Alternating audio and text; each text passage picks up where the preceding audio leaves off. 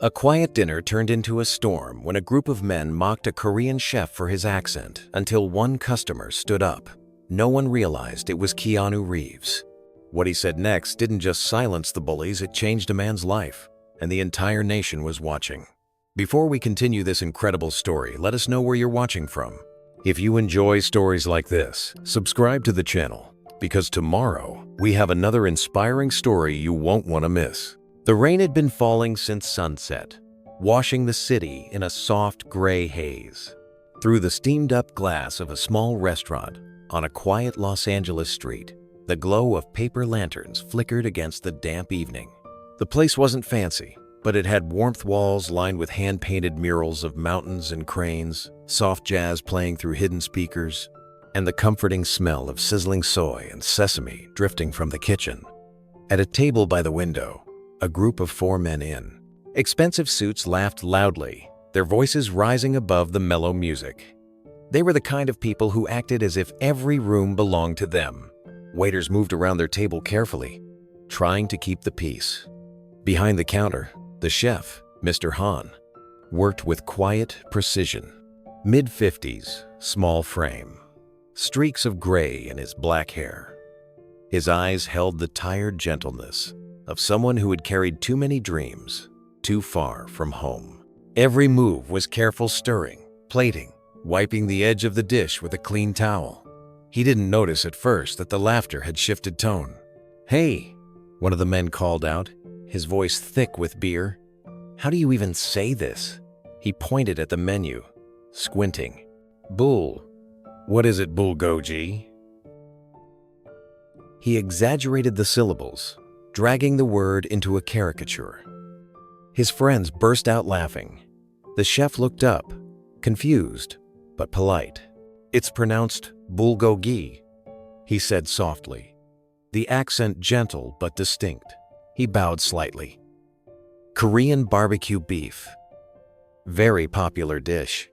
That should have been the end of it, but it wasn't. "Barbecue beef, huh?" Another man snorted. "Then just say that. No one here speaks whatever language that is." Their laughter grew. A couple at the next table shifted uncomfortably. The waitress froze mid-step, unsure whether to intervene. The air thickened with tension and shame. At the far corner, near the wall where the light was dim, a man in a black hoodie sat alone with a bowl of steaming noodles. His face was calm, quiet, almost invisible in the low glow of the lamp above him, but his eyes were watching. Keanu Reeves had come here that night for silence, for food that reminded him of home, simple, honest, made by hands that cared. But the moment the first cruel laugh cut across the room, the peace he'd sought dissolved. He didn't move. Not yet. He simply looked. The laughter bounced against the tiled walls, mocking and mean. The chef's shoulders stiffened. His hands trembled slightly as he reached for the pan again. The sound of the spatula scraping against the metal echoed like a cry swallowed in the noise. Keanu's jaw tightened. He had seen this before, heard that same tone thrown at people who only wanted to belong, and in that instant, something in him shifted. "Mr." Han stepped out from behind the counter to serve the men personally, still holding on to hope that a respectful smile could smooth things over. He placed their dishes carefully on the table, bowing politely after setting each plate. "Enjoy your meal," he said softly. But one of the men wasn't done. He mimicked the bow, bending exaggeratedly low, slurring, "Enjoy your meal." His friends roared with laughter. The sound cracked through the room, like glass shattering. The chef froze. His face turned red, not from anger, but from humiliation. The other diners stared down at their plates, pretending not to hear. A young couple, near the door, exchanged a glance but said nothing. Even the waitress hesitated, glancing toward the manager's office, hoping someone else would act. Keanu sat motionless. He took one slow breath, then another. The rain outside seemed to grow louder against the window, as if the city itself was holding its breath. One of the men called again. "Hey, chef, maybe next time get someone who can speak proper English, huh?" He laughed, clinking his glass against another's. "This is America."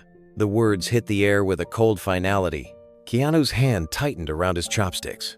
He remembered something years ago on a movie set overseas, when his own halting words had drawn mockery from a few crew members. The sting of laughter, the feeling of being small in a room full of voices. He stood up slowly. The legs of his chair scraped the wooden floor, sharp and deliberate. The sound cut through the laughter, stopping at mid-echo. Every eye turned toward the quiet man in the hoodie. Keanu's gaze met theirs, steady, unreadable. The recognition came slowly, like fog lifting.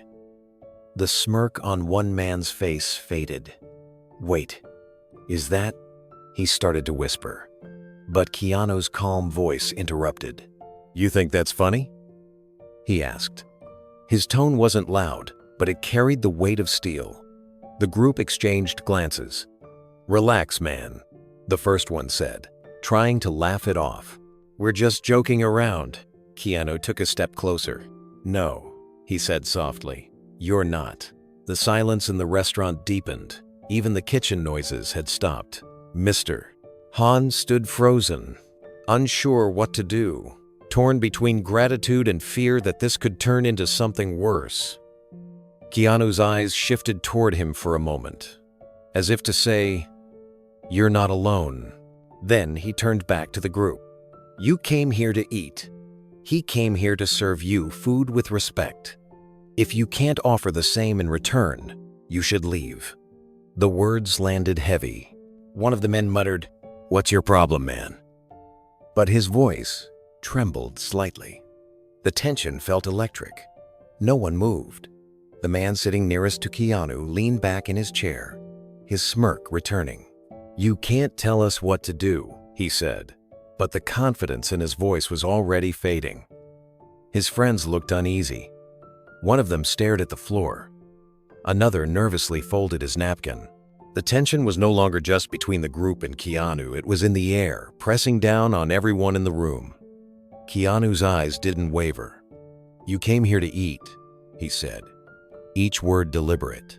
"Not to humiliate someone who's giving you food and respect." His tone wasn't angry.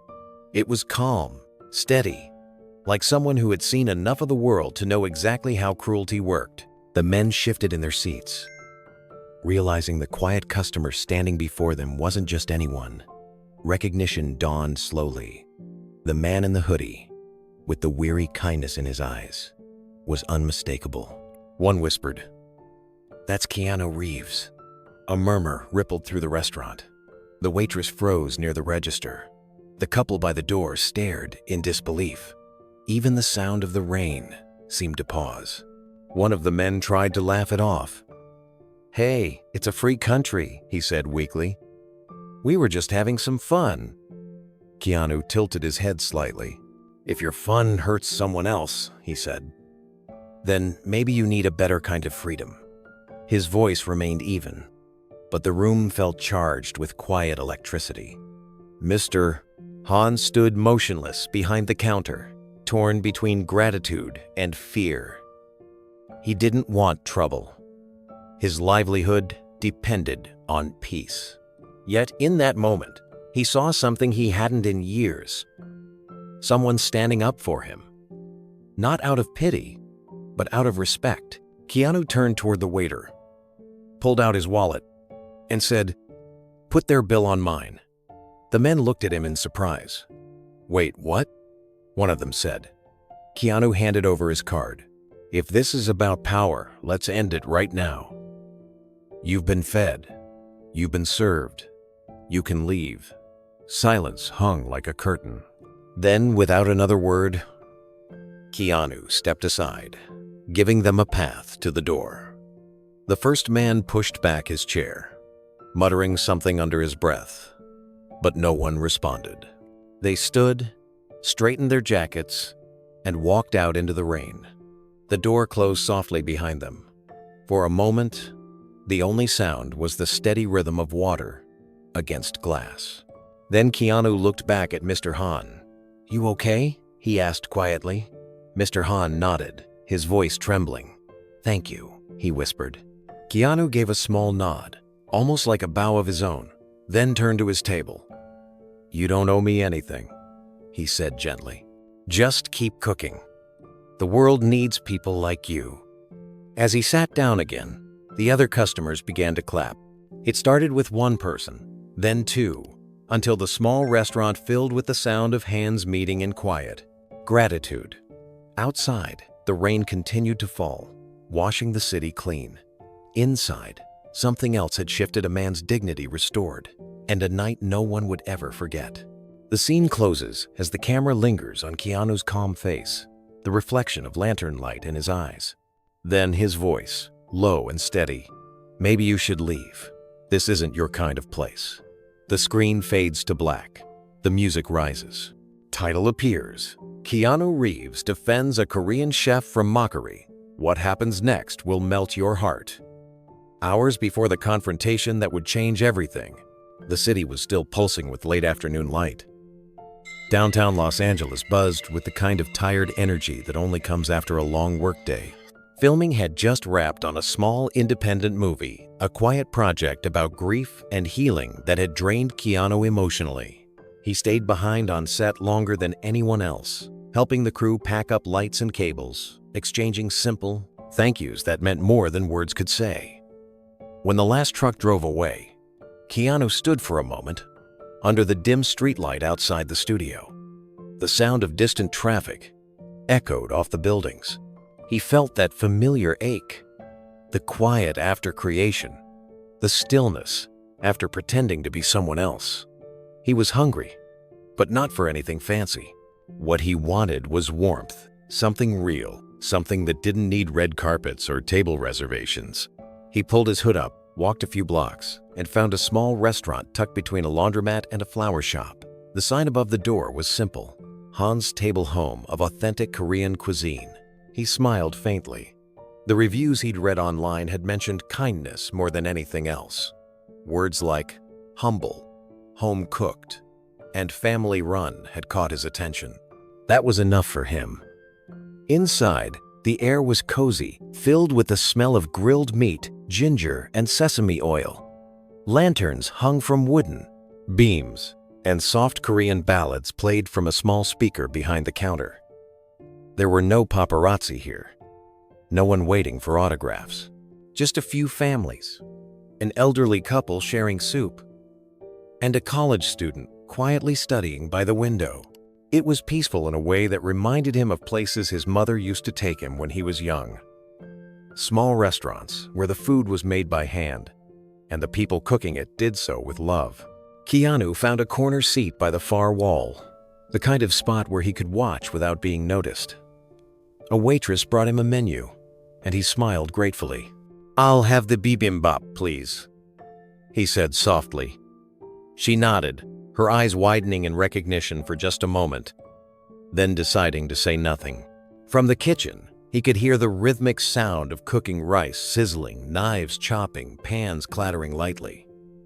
Then a man's voice, gentle and steady, speaking Korean. Mr. Han emerged a few minutes later, carrying a bowl to another table. He moved with quiet dignity, bowing slightly with each plate he served. His wife, Sujin, worked behind him with equal grace, refilling teacups, checking on guests, and smiling with genuine warmth. As Keanu watched them work, he noticed something rare: patience. Every gesture seemed to carry care. There was no rush, no hurry to turn tables. It was food made with respect, and that touched him deeply. He leaned back in his chair, breathing in the scent of soy and sesame, letting the calm of the place soak into him. But as the evening went on, he didn't know that peace wouldn't last. Mr. Han carried the plates from table to table with the slow grace of someone who took pride in his craft. When he smiled, it was shy but warm, the kind of smile that came from gratitude rather than confidence. Every time a customer thanked him, he bowed lightly, murmuring, "Thank you for coming." His accent was thick but melodic, shaped by decades of speaking English through humility and effort. Behind the counter, Soo-jin moved like rhythm and harmony. She poured green tea, wiped tables, and gently scolded her husband when he tried to do too much. "You rest a minute," she said in Korean, pushing him toward a stool. He only smiled, pretending not to hear, and went right back to work. Keanu watched this quiet dance between them. The effortless understanding of two people who had built something from nothing. It reminded him of his own mother, who had worked double shifts to keep the family together. He could see the same exhaustion, the same pride, and the same unspoken strength. The waitress set the bowl of bibimbap before him, a vibrant mix of colors and textures. Steamed rice, marinated beef, vegetables, and a fried egg glistening on top. The aroma was rich, comforting, alive. He thanked her softly, picked up his spoon, and took the first bite. The flavors were layered and deep, a blend of spice and sweetness that spoke of home even if it wasn't his own. For a while, he simply ate in peace. Around him, the restaurant hummed with the small noises of contentment, cups clinking, low conversations, the sizzling of food on the grill. He felt invisible in the best way, free to just exist without expectation. Then, the door opened.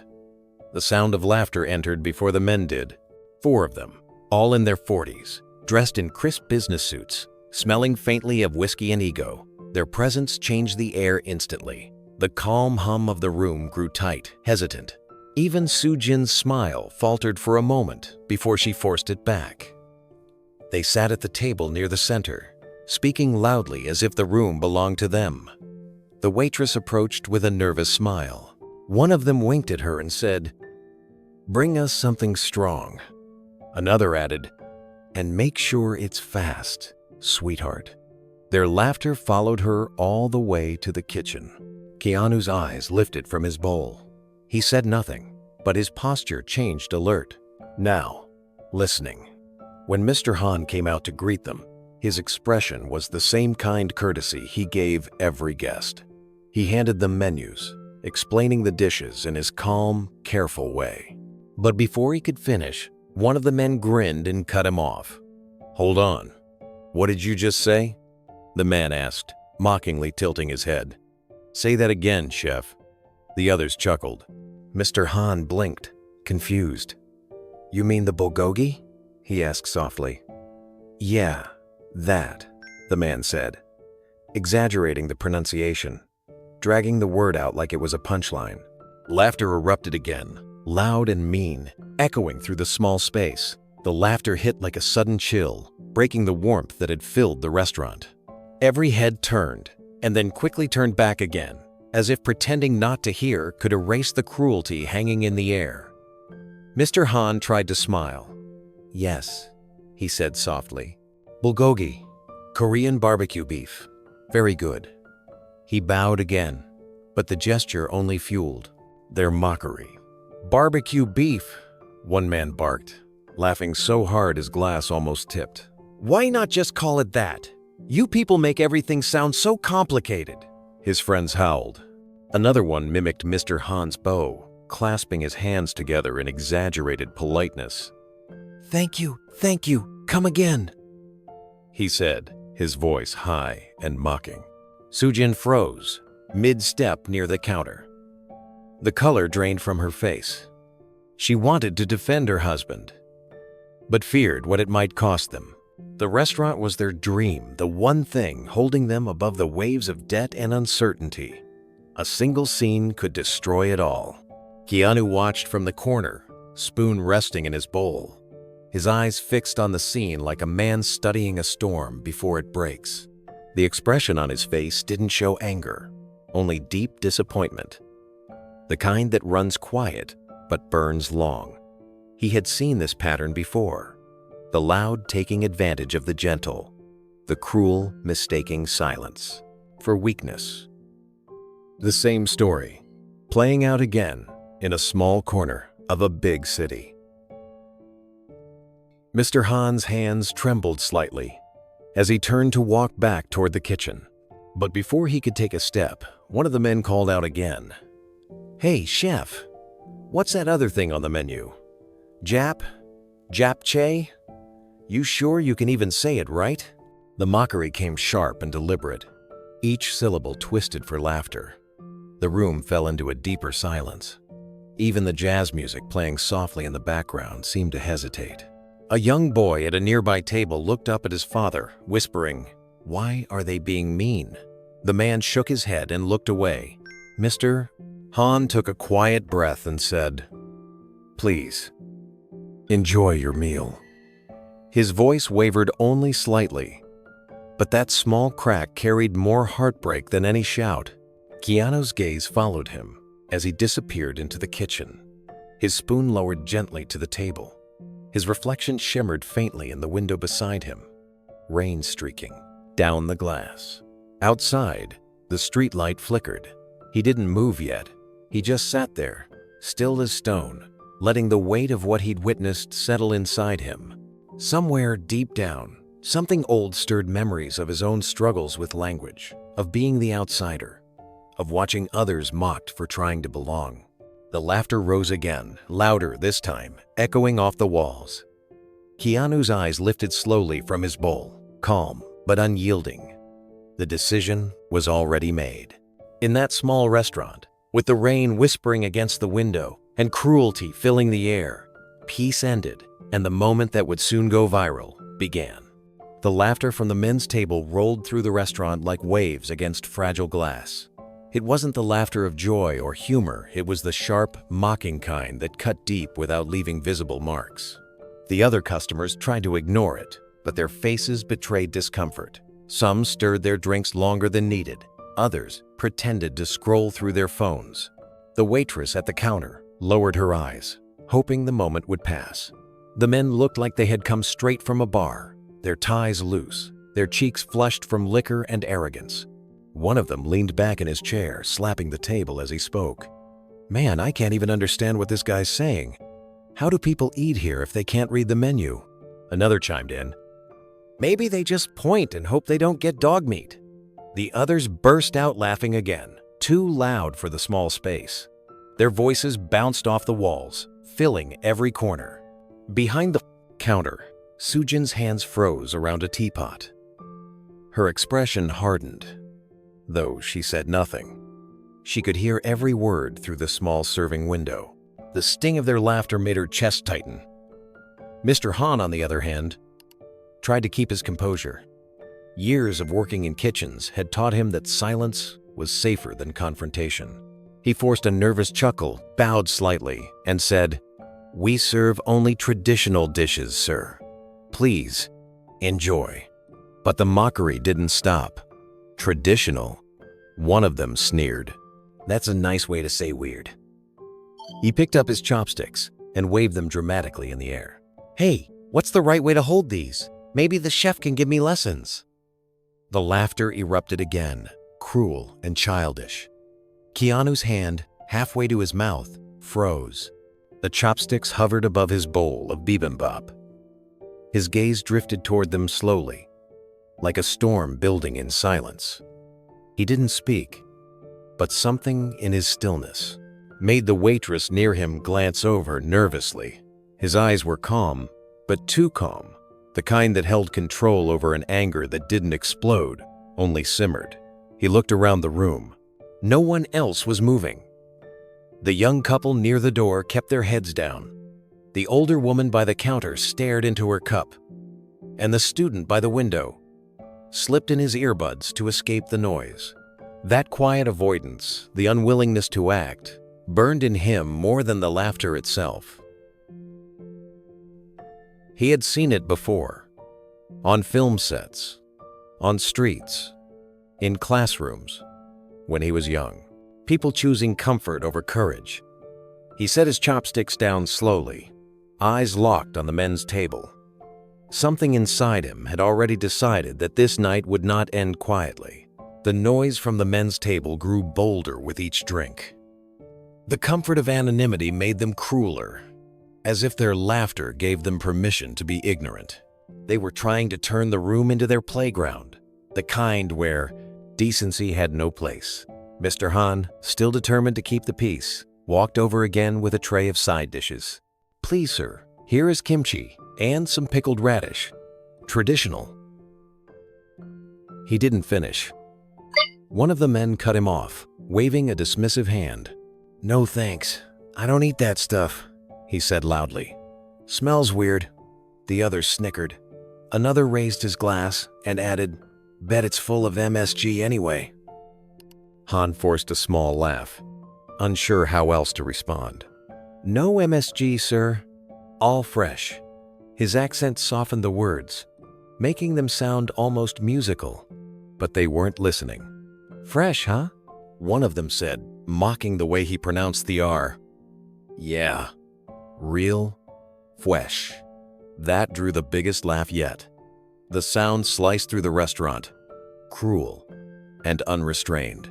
At the far table, Keanu's hand froze halfway through, lifting his tea.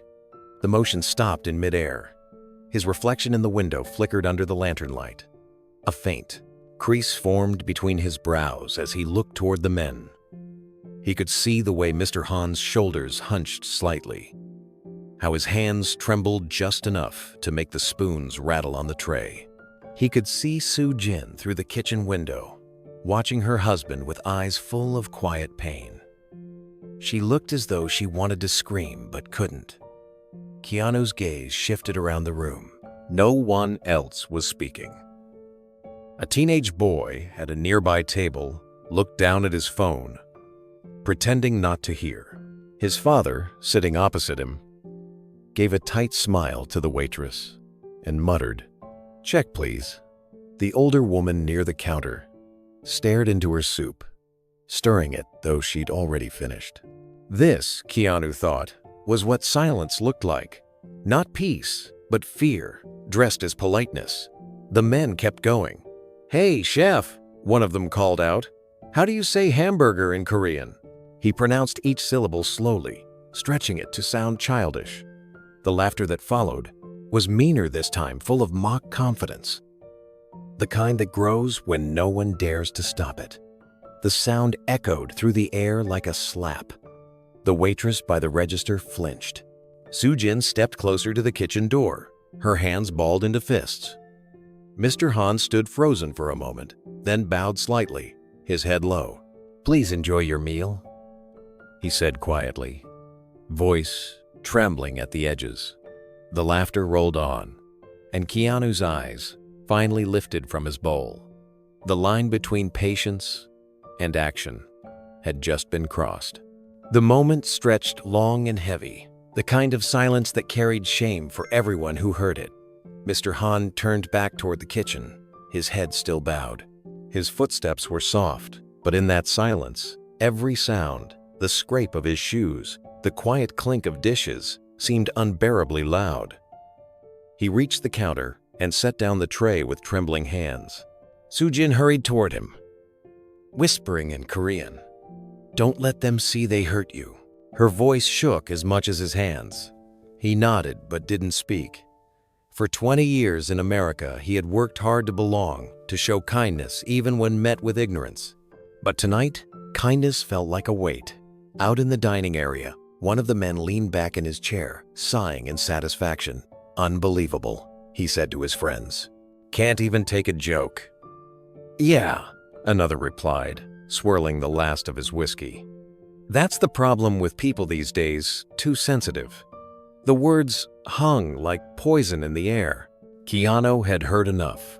His chopsticks lay untouched beside his bowl, the steam from the food now fading into the cool stillness around him. He inhaled slowly, steadying himself. He'd promised himself years ago not to pick fights, not to let anger take the lead. But what he was witnessing wasn't just cruelty. It was cowardice hiding behind laughter. He turned his gaze toward the men, studying them for a moment longer. Their suits, their laughter, their need to dominate a man who'd done nothing but serve them. It all carried a familiar ugliness, the kind he had seen in film executives who mocked grips and drivers, in journalists who sneered at people's accents backstage. Across the room, the waitress hesitated near the cash register, glancing nervously between the men and Keanu. Her lips parted as if she wanted to say something, but fear kept her quiet. Keanu's eyes softened as he looked at her, then back toward the kitchen. Through the small window, he saw Soo-jin gently take her husband's hand, her thumb brushing across his knuckles. "Mister." Han's eyes were wet, but his expression was composed.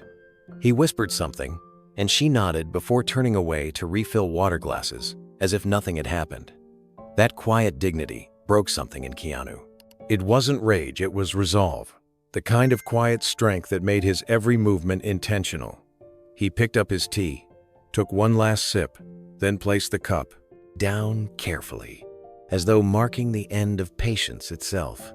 From the kitchen window, Mr. Han looked out one last time, forcing a smile toward his guests. He bowed once more, his voice soft. "Please enjoy your meal," he said. The words were polite, but underneath them was exhaustion, years of enduring what shouldn't need to be endured. Keanu stood up. The chair's legs scraped against the wooden floor, echoing like thunder. Every conversation in the restaurant stopped. Every laugh died instantly. The men turned, startled by the sound. For the first time that night, the balance of the room shifted not from fear, but from quiet power. The storm was about to begin. The scrape of Keanu's chair tore through the air like thunder. The sudden sound made the silverware rattle and the laughter freeze mid-breath. Every head in the restaurant turned toward the quiet man in the corner, now standing tall beneath the soft glow of the hanging lanterns. He didn't speak at first. He didn't have to. His stillness carried more weight than any raised voice could. The men at the center table shifted uneasily in their seats, glancing at one another, confused by the sudden attention. Their faces were flushed with drink, but their confidence faltered under his gaze. Keanu walked toward them slowly, each step deliberate, the floor creaking faintly beneath his boots. He stopped just beside their table, his expression calm but unyielding. For a long second, no one said a word. Only the rain outside filled the silence, soft and steady against the window. One of the men, still clinging to bravado, leaned back in his chair. "What's your problem, buddy?" he said, smirking. "We're just having some fun." Keanu's eyes stayed on him. His voice came low and even, almost gentle. "You think that's funny?" he asked. The man blinked, uncertain. "Excuse me? You came here to eat," Keanu said, his tone steady. "Not to humiliate someone who's feeding you." The smirk faltered. The man looked around for support, but his friends were suddenly quiet. One of them whispered something under his breath, Keanu's name, and the realization rippled through the group. Their expressions shifted from arrogance to disbelief, then to embarrassment. The man who had spoken tried to laugh it off. "Relax, man. It's just a joke." Keanu's gaze didn't waver. "Then I guess the joke's over." The restaurant remained utterly still. Even the waitress at the counter stopped moving. Mr. Han stood frozen by the kitchen window, eyes wide, his hands gripping the counter. Soo-jin peeked from behind him, breath held. Keanu reached into his pocket, pulled out his wallet, and signaled to the waitress. His movements were quiet, but firm. "I'll pay for my meal," he said softly. "And theirs too." The men exchanged glances. One of them muttered, "You don't have to do that." Keanu turned his head slightly toward him. "I know," he said, "but I want to make sure they can't say they were treated unfairly when I tell them to leave." The words landed like a quiet verdict. No one spoke. The waitress took his card with trembling hands. She didn't say his name, but her eyes showed recognition, gratitude, and disbelief all at once. The transaction was silent, almost sacred. When she handed back the card, Keanu nodded once, then turned toward the men again. "You're done here," he said. "Leave." The sound of his voice was soft, but it filled every corner of the room. The words hung in the air like a command no one dared challenge. The men froze, their faces caught somewhere between disbelief and shame. One of them, the one who had mocked the chef the loudest, laughed nervously and tried to regain control of the room. "Come on, man. he said, forcing a smirk. You don't mean that. We're just joking around. Keanu's expression didn't change, then laugh somewhere else. His tone was measured, not loud, but it carried a firmness that left no room for debate. The man's grin faltered. You think you can tell us what to do? Keanu tilted his head slightly, his calm gaze never leaving theirs. No, he said.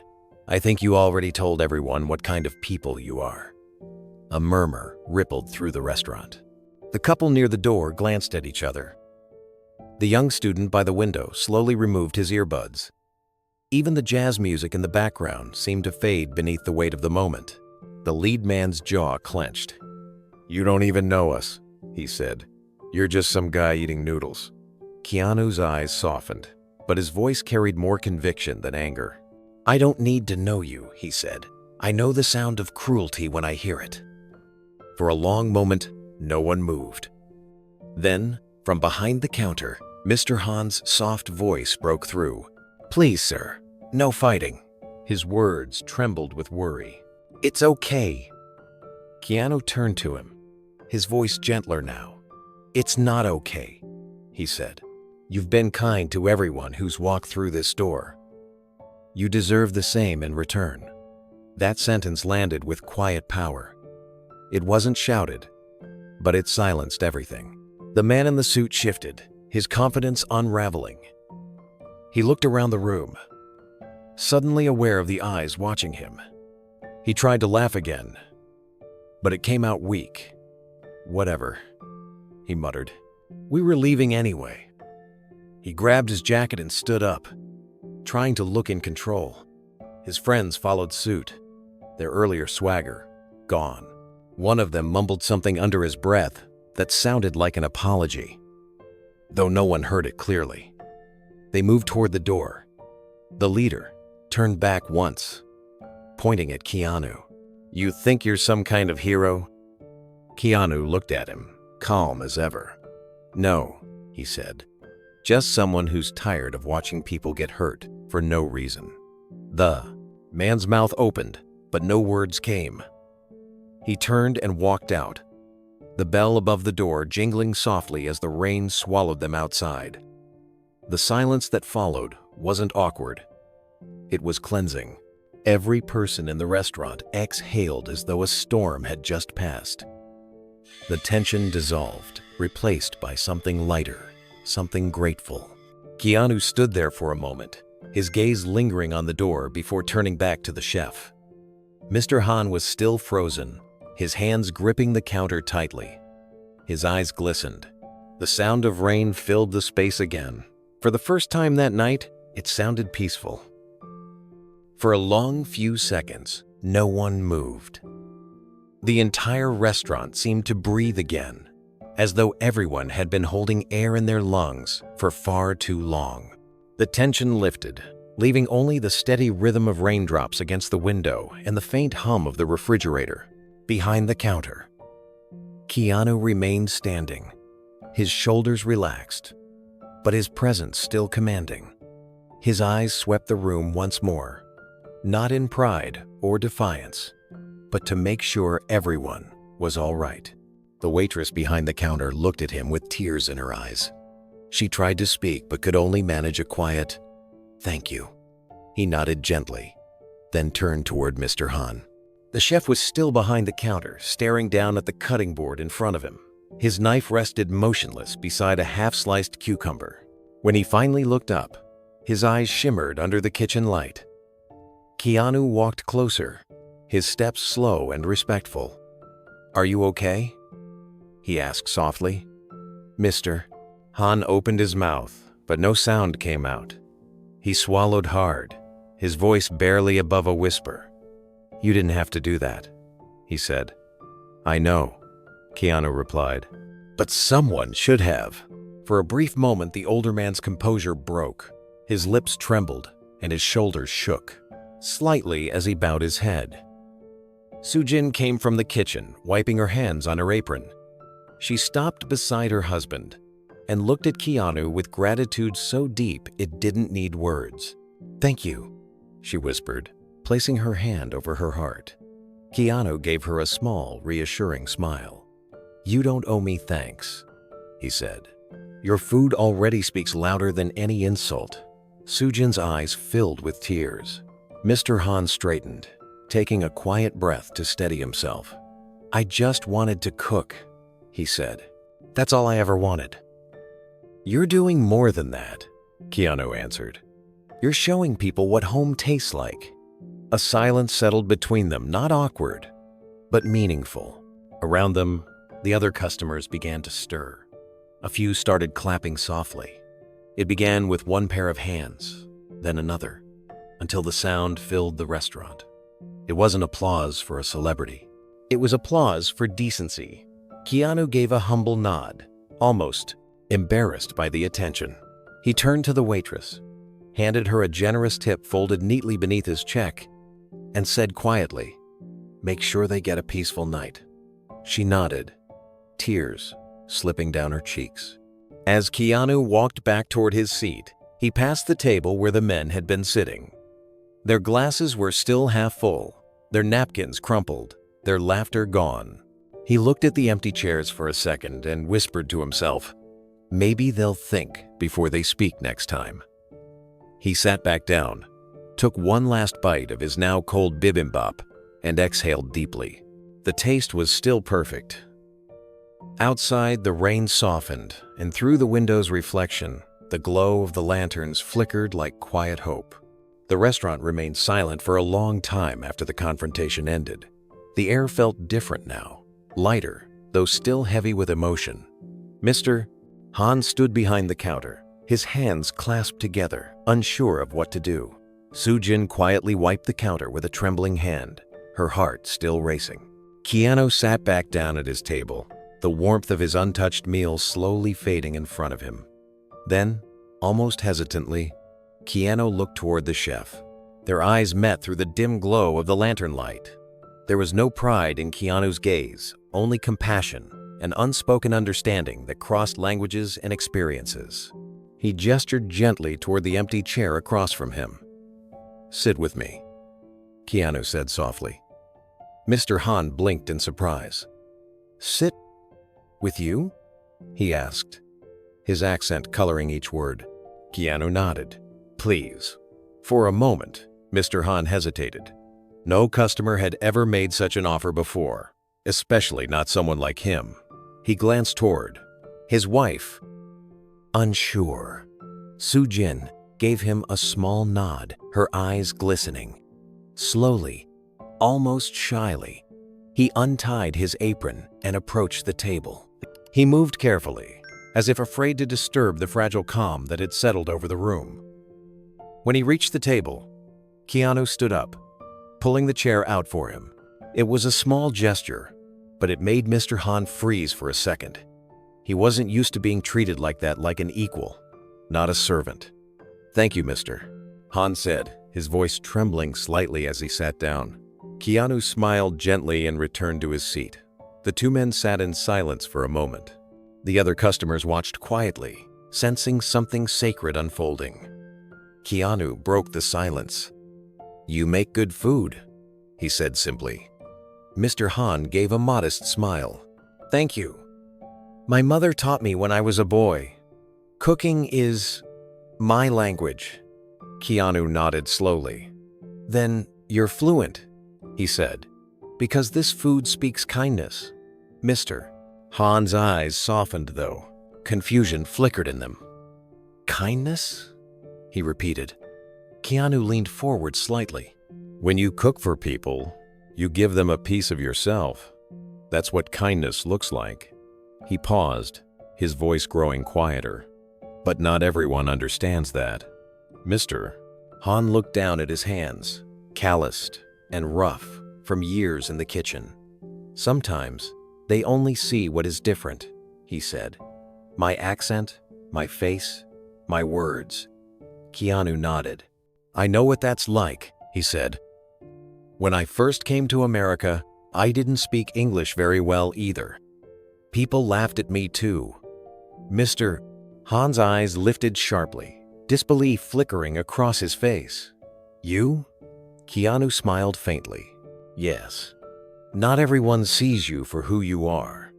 They see what's easy to mock. He paused, the memory surfacing in his mind. But whoever laughs, he said quietly, they don't understand anything. The room fell utterly silent again. Mr. Han stared at Keanu, unsure what to say. The idea that this famous man, this face he'd seen in movies, once knew the sting of ridicule felt impossible. Yet the calm in Keanu's voice carried the weight of truth. It wasn't a story told for sympathy, it was lived experience. Keanu looked down at the table for a moment, tracing the edge of his bowl with his thumb. When I was a kid, he said softly, I moved a lot. My mom worked hard and we went wherever she could find work. I didn't always fit in. My accent was different. My words were slow. Some kids thought that was funny. Mr. Han listened intently, his expression tender.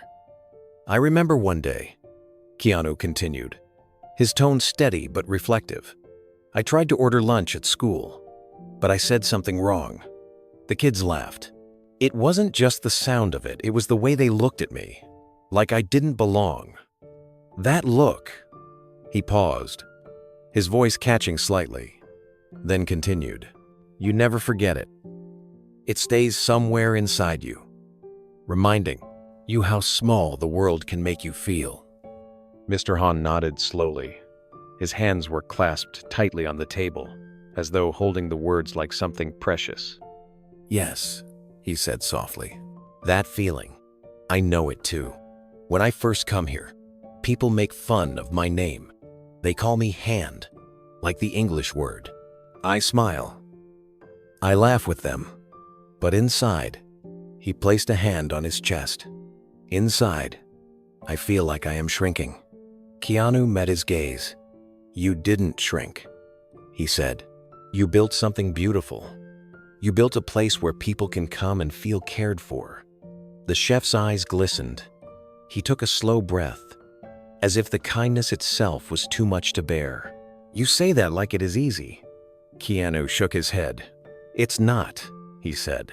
It takes more strength to stay gentle in a cruel world than it does to fight back. What you did tonight, staying calm, choosing grace, that takes courage. Mr. Han blinked rapidly, emotion welling up in his chest. I only wanted peace, he whispered. And you gave it, Keanu said. You gave peace, even when they gave you hate. The older man bowed his head slightly, overcome by gratitude and humility. He didn't know how to respond. Words felt too small. Around them, the quiet murmur of the restaurant began to return. A child at one table leaned toward his mother and whispered, Mom, is that really him? The mother only smiled, placing a finger to her lips. The air had changed. The room wasn't just a restaurant anymore. It had become a place of understanding, of quiet healing.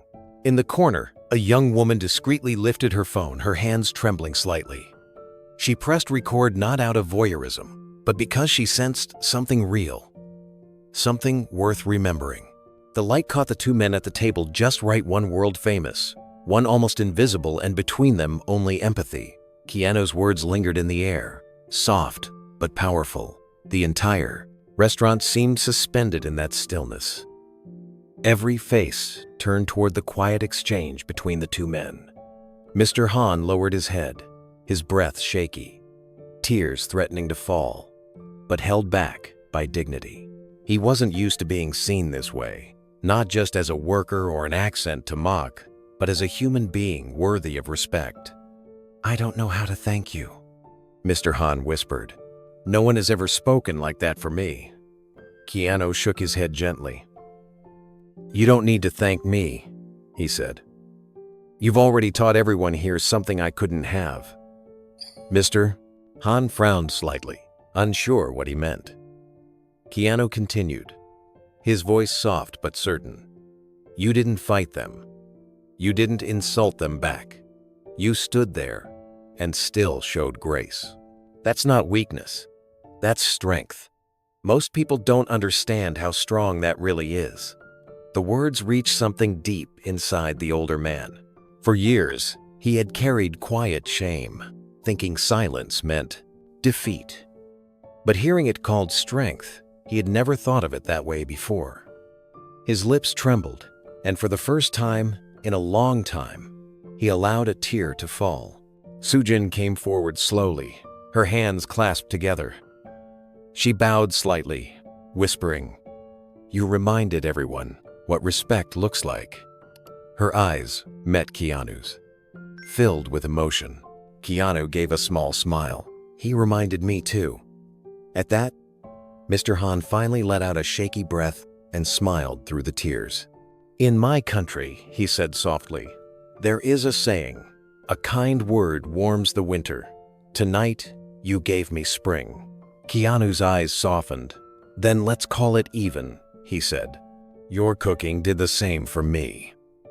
A ripple of warmth spread through the room. The customers who had been silent witnesses to the cruelty earlier began to clap quietly, hesitant at first, then stronger as others joined in. The sound was not thunderous, but gentle. A collective apology. A recognition of something bigger than embarrassment or fear. The waitress at the counter wiped her eyes, whispering to another worker, "I'll never forget this night."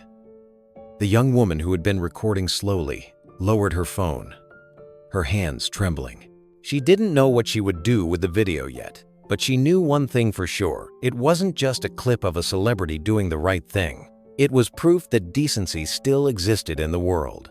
Keanu leaned back slightly, taking a slow breath as the applause faded. The glow from the lanterns bathed the table in gold, casting the faint shimmer of light over their faces. Two men from two different worlds sat in quiet unity. No speeches, no cameras, just understanding, the kind that needs no translation. Morning came softly to Los Angeles. Sunlight filtered through smog and high clouds, stretching across the small Korean restaurant on the corner of Rosemont Avenue. Inside, the chairs were still stacked, and the smell of sesame oil lingered faintly in the air. Mr. Han stood at the counter, rubbing his hands together nervously as Sujin prepared the morning broth.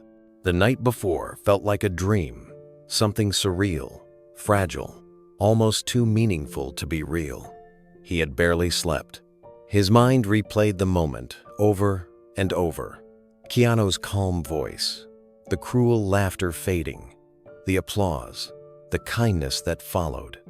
He couldn't believe it had really happened. Then, just after 7, the phone rang. It was the first call of the day. He picked it up, expecting a supplier or a regular customer. But instead, a breathless voice said, "Mr. Han, have you seen it? You're all over the internet." "Internet?" he repeated, confused. "The video," the caller said. "It's everywhere. People are talking about you and Keanu Reeves." Sujin looked up from the kitchen, alarmed. "What video?" she asked. Mr. Han didn't answer right away. His hands trembled as he reached for his phone and opened a link. The caller texted him. There it was, a short video titled, "Keanu Reeves Defends Korean Chef from Racists in LA." The thumbnail showed him sitting across from Keanu at the small corner table. The title alone made his heart race. He pressed play. The familiar moment unfolded on the screen. The laughter, the mockery, Keanu standing, the chair scraping the floor, and then that quiet, powerful line, "You're done here. Leave." He saw himself again through someone else's eyes. The hurt in his face, the tremble in his voice, and the gentleness that Keanu had answered with. The video wasn't edited or sensationalized. It was raw, real, and full of emotion. By the time the clip ended, Sujin was standing beside him, hand covering her mouth. The video had already been shared thousands of times. The comments scrolled faster than he could read them. "This is why we love Keanu. The real John Wick fights hate, not people. This chef deserves a medal. I want to eat at this restaurant." Mr. Han felt his knees weaken. Sujin steadied him, "It's okay," she said softly, though her own voice trembled. "It's okay." But it wasn't just okay. It was unbelievable. Their quiet little restaurant, the place that had struggled for years to fill half its tables, was now the center of the world's attention. And it had all started with kindness.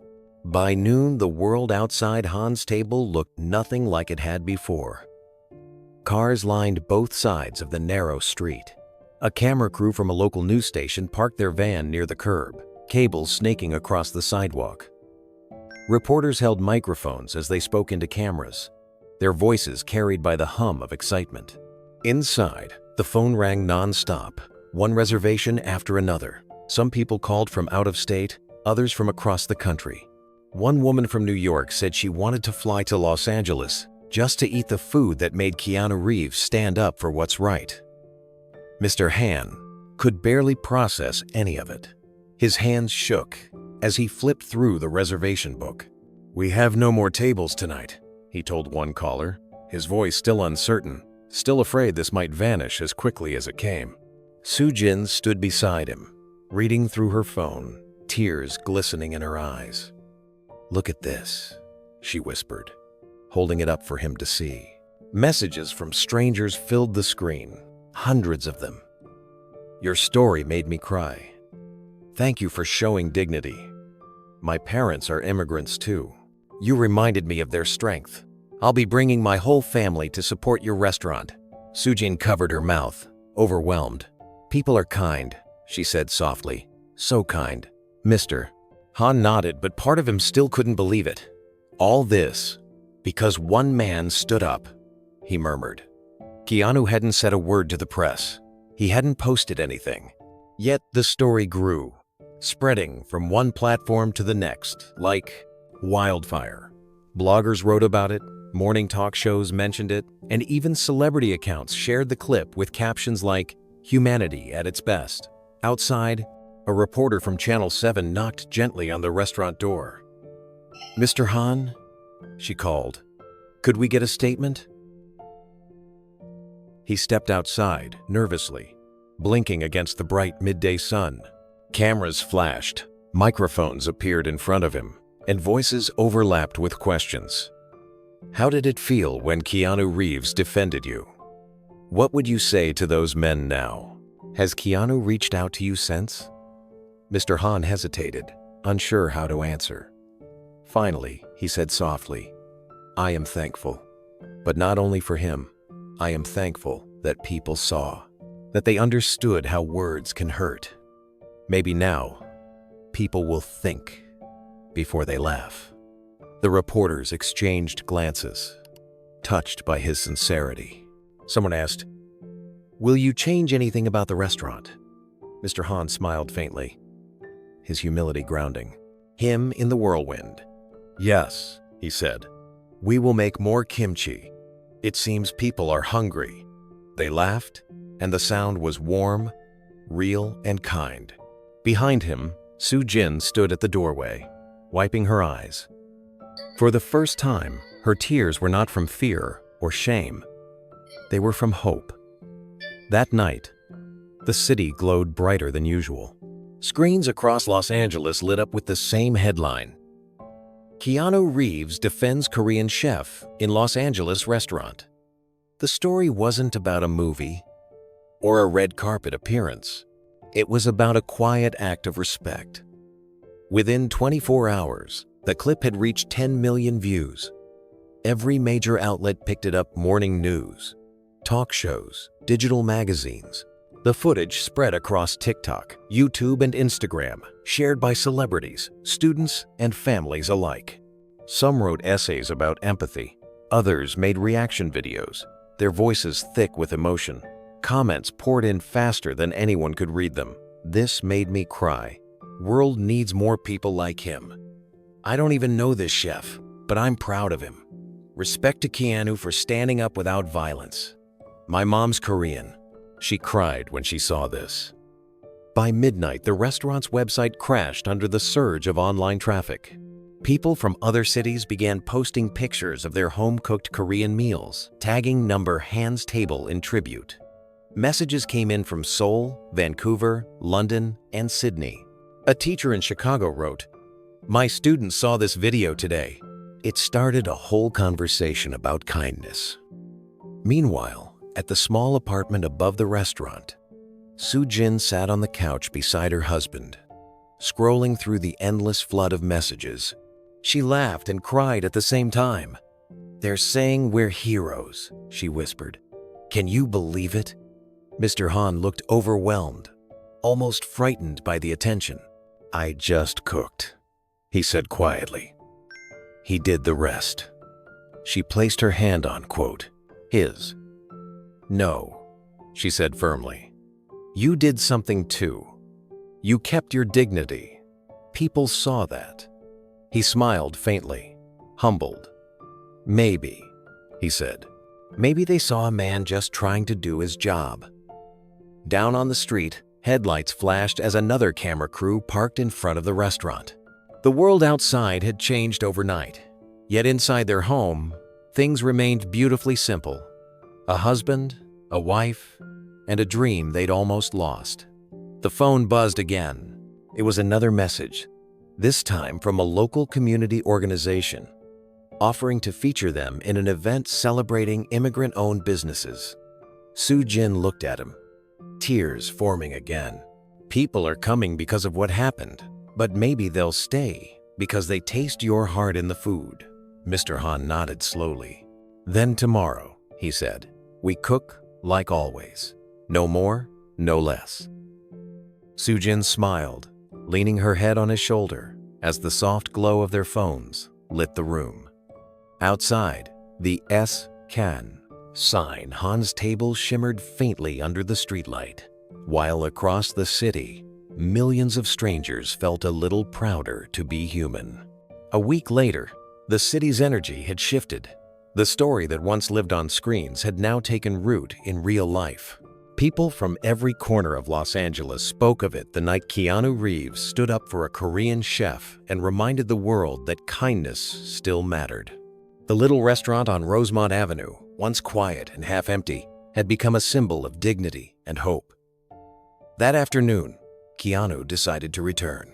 He didn't make an announcement, didn't bring his team, and didn't call ahead. He simply got on his motorcycle and rode through the late-day traffic, his helmet reflecting the glow of the setting sun. He wanted to check on Mr. Han and Soo-jin, not as a celebrity visiting a viral success story, but as a man returning to a place that had touched him deeply. When he turned the corner, he slowed to a stop. The line stretched down the block. Dozens of people waited patiently, umbrellas shielding them from the early drizzle. Some held small signs that read, "Kindness tastes better," and "We stand with Han's table." Others carried flowers, letters, or gifts of appreciation.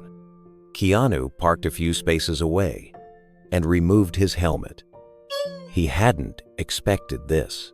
His plan had been to slip in unnoticed, share a quiet meal, and leave the same way he came. But the moment he stepped onto the sidewalk, someone recognized him. "It's him," a man in line whispered, his voice full of disbelief. "It's Keanu Reeves."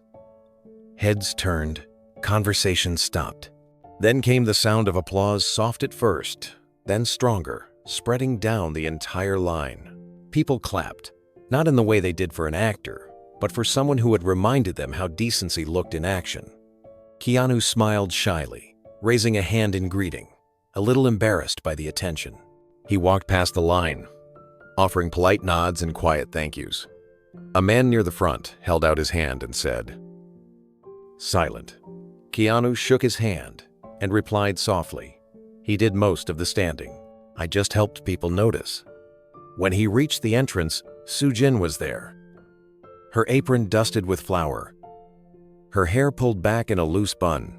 For a moment, she simply stared, her eyes filling with tears. "You came back," she said, her voice trembling. Keanu smiled gently. "I promised I'd try the food again when it was quiet. Looks like I picked the wrong day." Behind her, Mr. Han appeared, wiping his hands on a towel.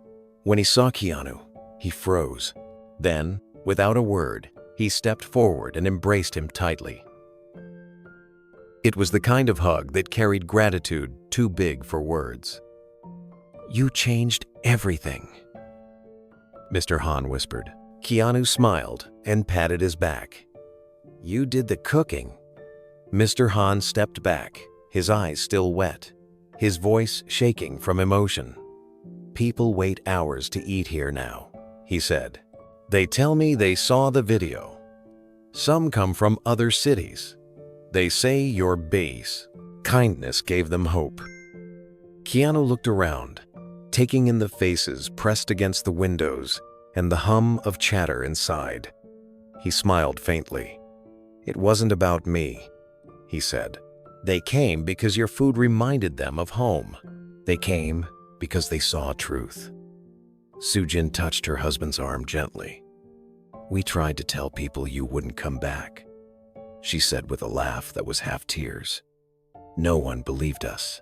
They said, a man like that doesn't forget where kindness happens." And I guess they were right. Keanu smiled shyly. "You're too generous," he said. "I just wanted a good meal." Inside, the small restaurant had transformed. The walls that once held only family photos now displayed framed letters from strangers, hand-drawn pictures from children, and newspaper clippings about the story. A new sign hung by the entrance. "Respect is served here." The air carried the same comforting aroma of soy, garlic, and sesame oil. But it now carried something more, a quiet pride that filled the room. As Keanu stepped in, the customers began to clap softly again. The sound rose, spreading like warmth through the air. He waved lightly, trying to calm the attention. "Please, don't stop eating because of me," he said with a smile. "That would be a crime against good food." The laughter that followed was gentle, full of affection. He walked back to the same corner table, the one where everything had changed. The staff had left it open, as though they somehow knew he would come. He sat down, looking at the familiar wall, the reflection of lanterns dancing across the polished wood. A few minutes later, Mr. Han approached with a steaming bowl of bibimbap, the same dish as before. "The same order," he said softly. "But this time, on the house." Keanu shook his head. "No," he said, sliding a bill toward him. "Tonight, I'm your customer again. Let me pay my way." Mr. Han smiled, bowing slightly. "Then you are always welcome." As Keanu took his first bite, the flavors were as perfect as before. He savored it slowly, feeling something almost spiritual in the quiet simplicity of it all. Around him, people whispered in awe, but he stayed focused on the food, on the peace that filled the space. A small tug on his sleeve broke the stillness. He turned to see a little girl standing beside his table, clutching her father's hand. She was no older than 6, her hair tied in neat pigtails, her wide eyes full of wonder. She looked up, shyly. "My dad says you're a hero," she said. Keanu set down his spoon and smiled. "Your dad's the hero," he said gently. "He brought you here." The little girl beamed. Her father, standing behind her, looked humbled, his eyes shining with gratitude. The father placed his hand on his daughter's shoulder, smiling nervously. "We saw the video," he said. "She wanted to meet the man who stood up for kindness." His voice cracked slightly. "I wanted her to see that courage doesn't need to be loud." Keanu's expression softened. He looked at the man, then at the little girl. "You're teaching her something even braver," he said. "That kindness is strength." The man nodded, his eyes glistening. "It meant a lot to us," he said quietly. "My wife's family went through something similar years ago. No one said anything then. Seeing what you did, it gave us peace we didn't know we needed." Keanu smiled and reached for the girl's hand. "Promise me something," he said. "Always stand up for people who can't stand for themselves, even if it scares you a little."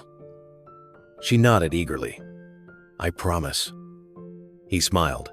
Then the world's already a better place. As they walked back to their table, the atmosphere in the restaurant softened even more.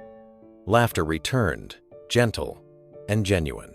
Chopsticks clicked against bowls. The clatter of plates sounded like music again. It was as if the place itself had healed. Sujin came over with tea, her hands steady now. "We saved your seat," she said warmly, setting down the pot.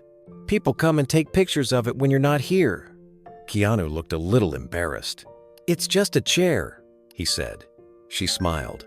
"No," she said gently. "It's where something right happened." He didn't argue. He only nodded, smiling in quiet agreement.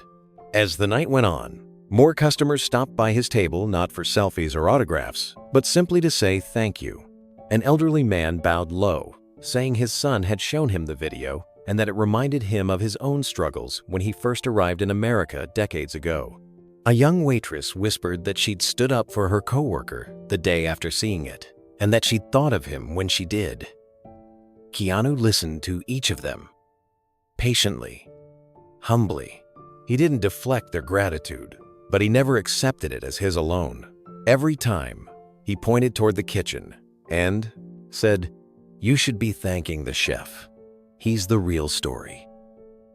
Through the small kitchen window, Mr. Han could see the scene unfolding. The same man who had once defended him, now deflecting all praise his way. His chest ached with emotion. "He came to eat," he murmured to his wife, "and he's feeding hearts instead." Sujin smiled, watching Keanu take another bite of bibimbap, as if nothing about the world had changed. "Maybe that's what real heroes do," she whispered. "They come quietly, make things better, and then just sit down to dinner." Keanu finished his meal, stood, and placed some cash discreetly under his bowl. Before leaving, he bowed slightly to the staff and said, "Thank you for having me again." The entire restaurant stood in applause as he walked out. Outside, the streetlights shimmered on the wet pavement. The sign above the restaurant glowed softly, "Han's Table." The rain had stopped, but the reflection of the lights danced in the restaurant, puddles like a memory that would never fade. A week after Keanu's quiet visit, the morning rush at Han's Table was busier than ever.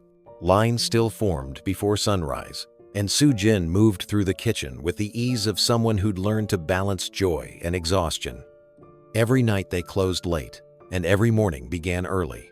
But this time, fatigue came with a sense of purpose. On a Tuesday afternoon, while Mr. Han was slicing green onions behind the counter, the phone rang again. He wiped his hands on his apron and answered, expecting another reservation request. Instead, a cheerful voice greeted him. "Hello, Mr. Han? My name is Denise Porter. I'm a producer with American Dreamers."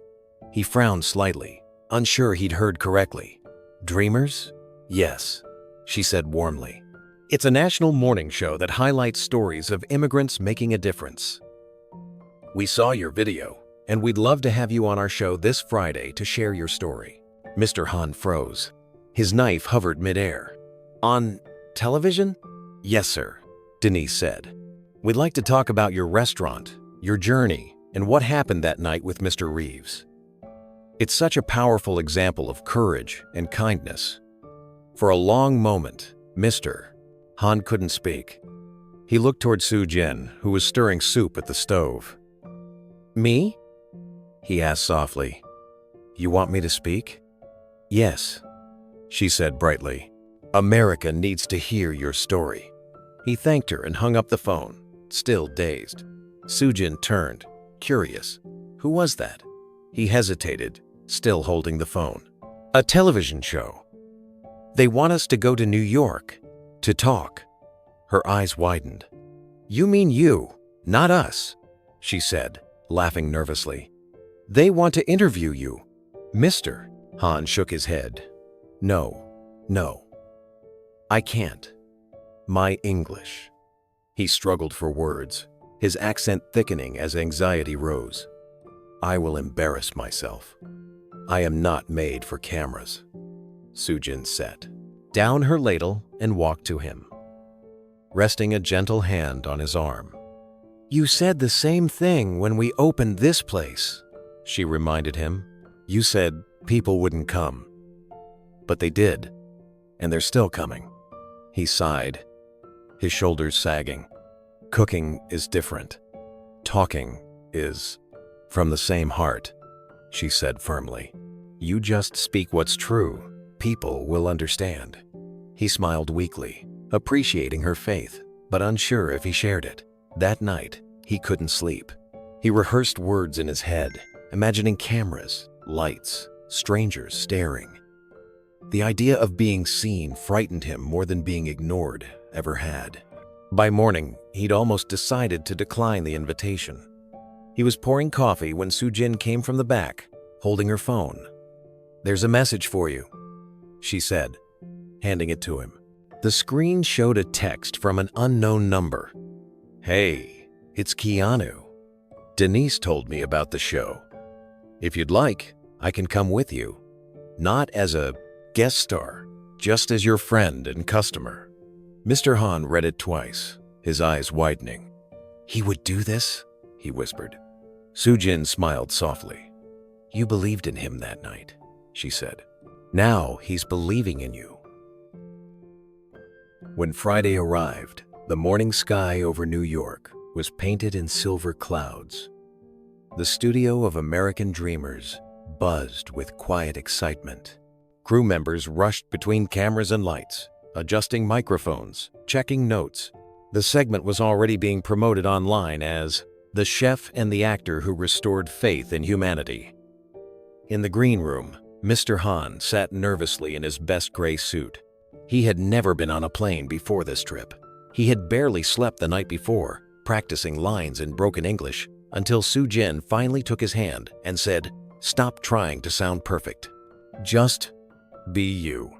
Now, sitting under bright lights, he tried to remember her words. His palms were damp, his heart racing. He looked toward the door, hoping for the familiar calm that only one person could bring. And then it opened. Keanu Reeves stepped in quietly, wearing a simple dark blazer and his usual calm smile. "Hey, chef," he said softly. "Ready to make history?" Mr. Han exhaled, relief flooding through him.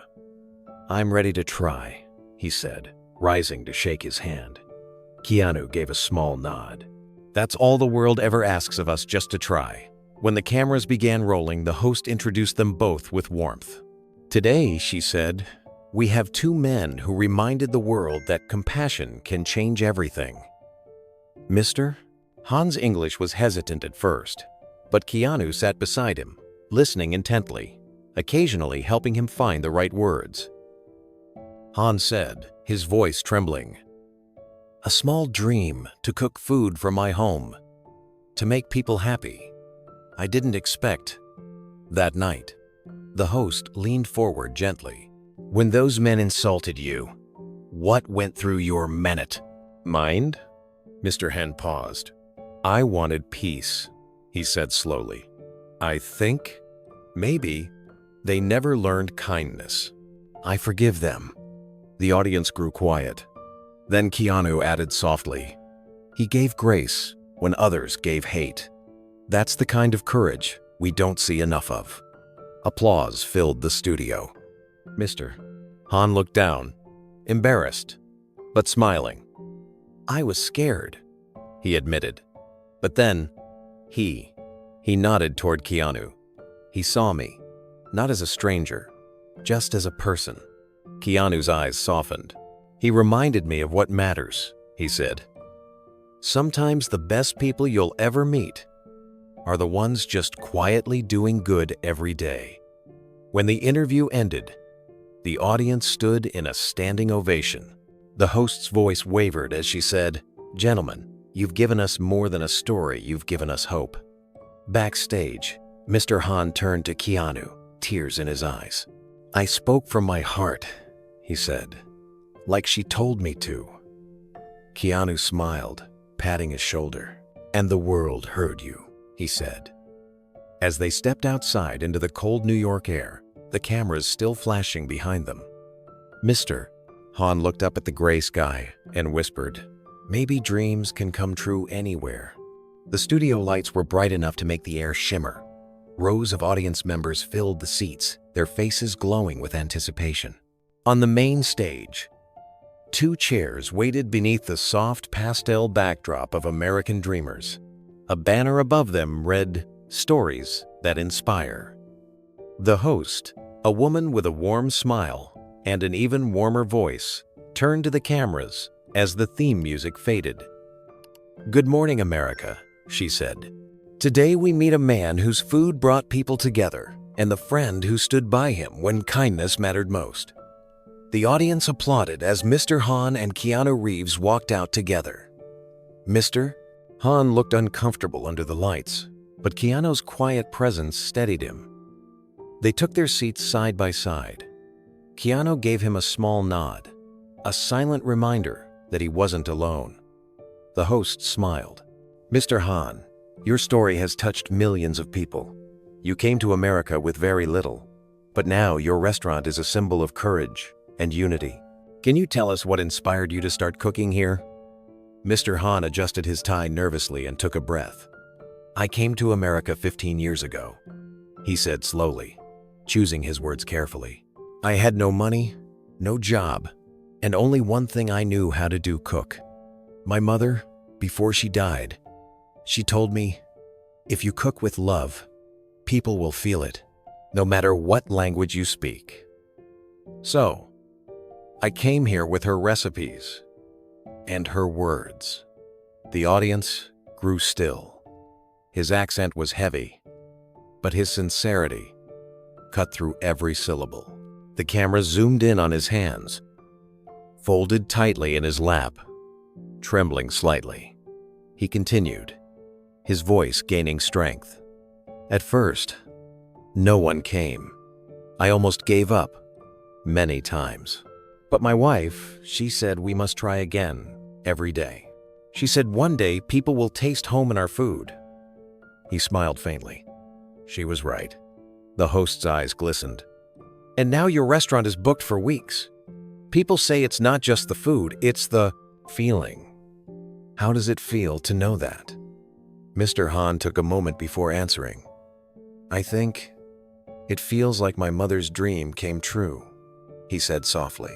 "Not just for me, but for everyone who was ever laughed at for being different." Applause filled the studio.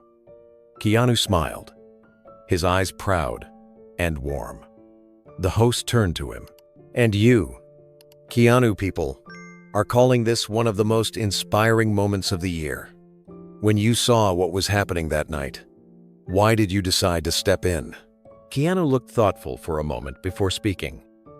"Because silence helps cruelty," he said, "and kindness costs nothing." The words hung in the air, powerful and simple. The audience erupted into applause again, louder this time, as some wiped away tears. The applause continued until the host gently raised her hand. The room quieted, the energy still vibrating with Keanu's words. The cameras panned to the audience, people of every background, every age. Each of them holding the same expression of reflection and admiration. The host leaned forward slightly, her tone soft. "That line, kindness costs nothing. I think we all felt that," she said. "You could have ignored what happened, but you didn't. What gave you the courage to speak up in that moment?" Keanu paused before answering. "You know," he said, "I think courage comes in many forms. Some people fight with their hands, others fight with their hearts. That night, I didn't see a man who needed saving. I saw someone who deserved respect, and when I looked around, everyone else was pretending not to notice. So I decided to notice." The studio was silent again. Cameras zoomed in on Mr. Han, who was nodding slowly, tears shining in his eyes. Keanu continued, his voice steady but emotional. "My mother used to say that silence can be as loud as cruelty. If you stand by and let someone be hurt, your silence becomes part of the harm. I've been that person before the role, one who stayed quiet, I didn't want to be that person again. The host smiled softly, visibly moved. I think that's something we all need to hear, she said. Because so many people do stay quiet. Keanu nodded. It's easy to walk away, he said. It's harder to stand up. But sometimes, one small moment of courage can change everything. Mr. Han gave people more than food. That night he gave them grace. I just wanted to make sure the world saw it. The audience began to applaud again, slower this time, like a heartbeat echoing through the room. The host turned back to Mr. Han. You've become an example for so many immigrants, for so many dreamers who come here hoping to build a life. What do you hope people take away from your story? Mr. Han's voice trembled as he spoke. I hope people see that kindness is not weakness. When you show respect, you are not small. You are strong. I hope people remember that words can hurt, but they can also heal. The audience rose to their feet, clapping through tears. Some shouted bravo. Others simply stood with their hands over their hearts. The studio lights reflected in Mr. Han's eyes as he bowed deeply, overwhelmed. Soo-jin, watching from the wings, pressed her hands to her face, crying quietly as her husband's dignity filled the stage. The host wiped a tear from her eye. That, she said softly, is the spirit of the American dream. Not about money, not about fame, but about humanity. She turned toward the camera. Ladies and gentlemen, Mr. Han and Keanu Reeves. The applause swelled again. Keanu placed a supportive hand on the chef's shoulder, helping him stand. The two men faced the audience together, one world famous, one newly discovered, both bound by shared respect. When the segment ended, they walked off stage to a flood of reporters waiting in the hallway. Mr. Han was speechless, still clutching the hand of his wife, who ran to embrace him. You did it, she whispered. You spoke from your heart, and they understood every word. Keanu smiled beside them. I told you they would, he said. Later that night, the clip of the interview was uploaded to the show's YouTube channel. Within hours, it reached millions of views again. But this time, it wasn't about the confrontation, it was about the connection. One top comment read, they didn't just talk about kindness, they showed it. And somewhere in Los Angeles, the lights at Han's table glowed late into the night, as families from all over came not just for a meal, but for a taste of something far greater. Days after the broadcast of American Dreamers, the city's attention began to settle, yet something deeper remained. The story had left its mark. Across social media, people continued sharing clips of Mr. Han's trembling words and Keanu's quiet strength. But for the Hans, life began returning to something resembling normal, only now. Their normal had transformed into a steady hum of gratitude. When the restaurant reopened after a brief break, the line outside stretched farther than ever. The walls, once bare, now glowed with new life. A local artist had painted a mural across the back wall, a vibrant image of Mr. Han and Keanu sitting at the corner table, sharing a simple meal. Between them, written in gentle brushstrokes, were the words, "Dignity served daily." Customers of every kind filled the restaurant, students in backpacks, veterans with service caps, nurses still in scrubs, and office workers escaping the noise of their days. Families came from neighboring cities, some leaving handwritten notes tucked beneath their receipts. Thank you for reminding us what respect looks like. Soo-jin moved gracefully among them, her warm smile never fading. She knew most of the regulars by name now, greeting them with small bows and quick laughter.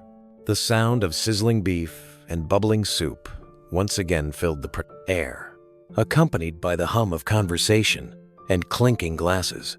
It felt like music, an orchestra of second chances. Mr. Han was different now too. He still bowed when he served a plate, but there was a quiet confidence in him, a peace that hadn't existed before. When customers thanked him for his courage, he would simply shake his head and say, I just did what my mother taught me, feed people with love. One night, as they were closing, Soo-jin noticed something. The crowd had thinned, the lights were dimmed, but at the far table in the corner, the same table, someone was sitting alone. She squinted, her heart tightening with recognition. Keanu. He was wearing his familiar black jacket, his hair slightly damp from the light drizzle outside. No cameras, no reporters, no attention, just him, quietly waiting with a cup of tea. Soo-jin approached softly. "You came back again," she said warmly. He smiled. "I wanted to see how things were going. Looks like I should have made a reservation." She laughed, her eyes shining. "We'd always have room for you." Mr. Han emerged from the kitchen when he heard the voice. His face broke into a smile. "You honor us again," he said, bowing. Keanu stood and returned the bow slightly. "You honor me every day you cook." They shared a few quiet words before Keanu insisted, "No special treatment this time. I'll order like everyone else." He smiled faintly. "Just a meal, not a miracle." Mr. Han chuckled. "Then I'll make both, just in case." Keanu sat quietly at his old corner table, the same one where everything had changed. The smell of grilled meat and sesame filled the room, blending with soft jazz from the speakers. Around him, the chatter of families and the clinking of dishes carried a sense of peace that didn't need words. He looked around and smiled. Every table was full. Every face was warm. When Mr. Han brought over a steaming bowl of bibimbap, Keanu stood slightly in, greeting. "The same dish," he said with a smile. Mr. Han grinned. "Good things shouldn't change." Keanu nodded. "Neither should good people." He took his first bite, closing his eyes as the familiar flavor hit his tongue. The taste was still perfect, simple, honest, real. As he ate, no one interrupted him. A few customers recognized him, but no one pulled out a phone. They seemed to understand that this was a private moment between a man and a memory. When he finished, he placed his chopsticks across the bowl and sat for a while, watching the soft reflections of lanterns dance across the window. The laughter around him sounded genuine again, not nervous or uncertain as it had that first night. It felt like healing, like the world had quietly learned something and chosen to carry it forward. Soo-jin approached the table with a small pot of barley tea. "You're quiet tonight," she said kindly. He smiled faintly. "That's a good sign," he said. "It means everything's right." She poured his tea, her eyes shining with emotion. "Sometimes I think about that night," she said. "If you hadn't been here." Keanu shook his head gently. "If I hadn't, someone else would have. The world has more good people than we think. It just needs reminders." He reached into his jacket and took out a small piece of paper, folded neatly in half. He placed it on the table beside his cup. "For you and your husband," he said. Soo-jin looked puzzled. "What is it?"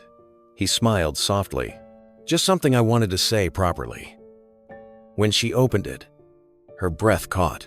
Written in careful handwriting were the words, "Thank you for reminding us what dignity tastes like." She pressed the note to her chest, tears pooling in her eyes. This means more than anything," she whispered. Keanu stood, tucking his chair back under the table. "Frame it if you like," he said lightly. "Or just keep it somewhere quiet. Sometimes, it's the quiet things that last." He paid at the counter, slipping extra cash under the receipt before either of them could protest. Then, with one last nod of gratitude, he stepped out into the cool night.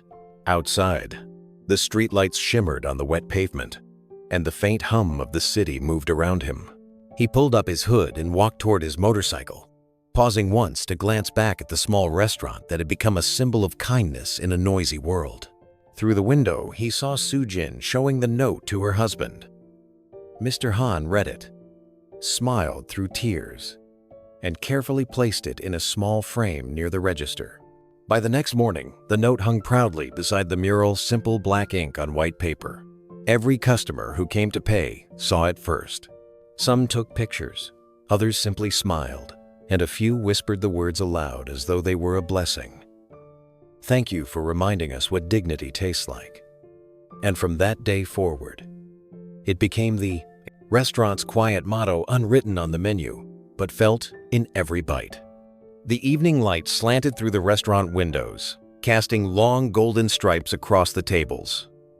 It was closing time, and the crowd had already thinned. Soo-jin was wiping down the counter, while Mr. Han prepared to turn off the lights. The comforting scent of soy and garlic lingered in the air. For the first time in weeks, the night felt quiet, ordinary again. Then, the bell above the door chimed softly. Mr. Han turned, expecting a late customer. But when he looked up, his breath caught. The man standing at the door was one of them, one of the loud men from that terrible night. The same one who had shouted, "Speak English, man!"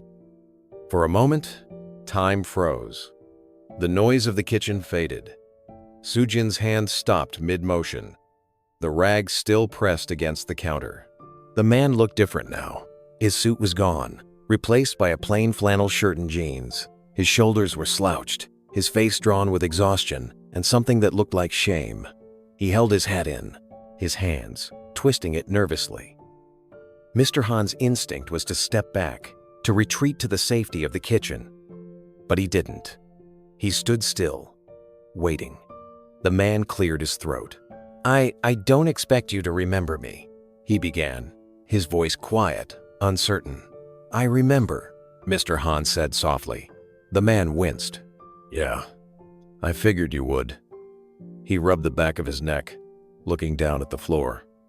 "Listen, I came here to say I'm sorry. I was drunk that night. I was stupid. When the video went viral, I watched it, and I saw myself, really saw myself. It made me sick." He swallowed hard before continuing. "You didn't deserve that. Nobody does." Soo-jin glanced at her husband, unsure what to say. The air was thick with tension, but Mr. Han didn't move. His face was unreadable. The man's voice cracked slightly. "You showed more dignity than I ever could have. And that guy Keanu, he stood up for you in a way I should have stood up for people before. I just wanted to tell you that." He looked up at last, his eyes red and sincere. "I don't want anything free. I just wanted to eat here, if you'll let me." For a long time, Mr. Han said nothing. The silence stretched between them, heavy but not cruel. Finally, he nodded once. "You are welcome to eat," he said gently. "Everyone can start over." The man's eyes glistened. He nodded quickly, unable to speak. Soo-jin led him to a small corner table, the same one where everything had happened. He sat down, his hands trembling as he opened the menu.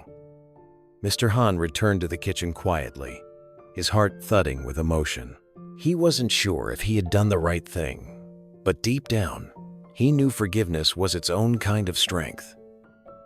His hands didn't shake this time. Each slice of beef, each drizzle of sauce carried something unspoken, a quiet belief that even broken people could still change. When the food was ready, he stepped out from the kitchen and placed the bowl gently on the man's table. "Please enjoy," he said simply.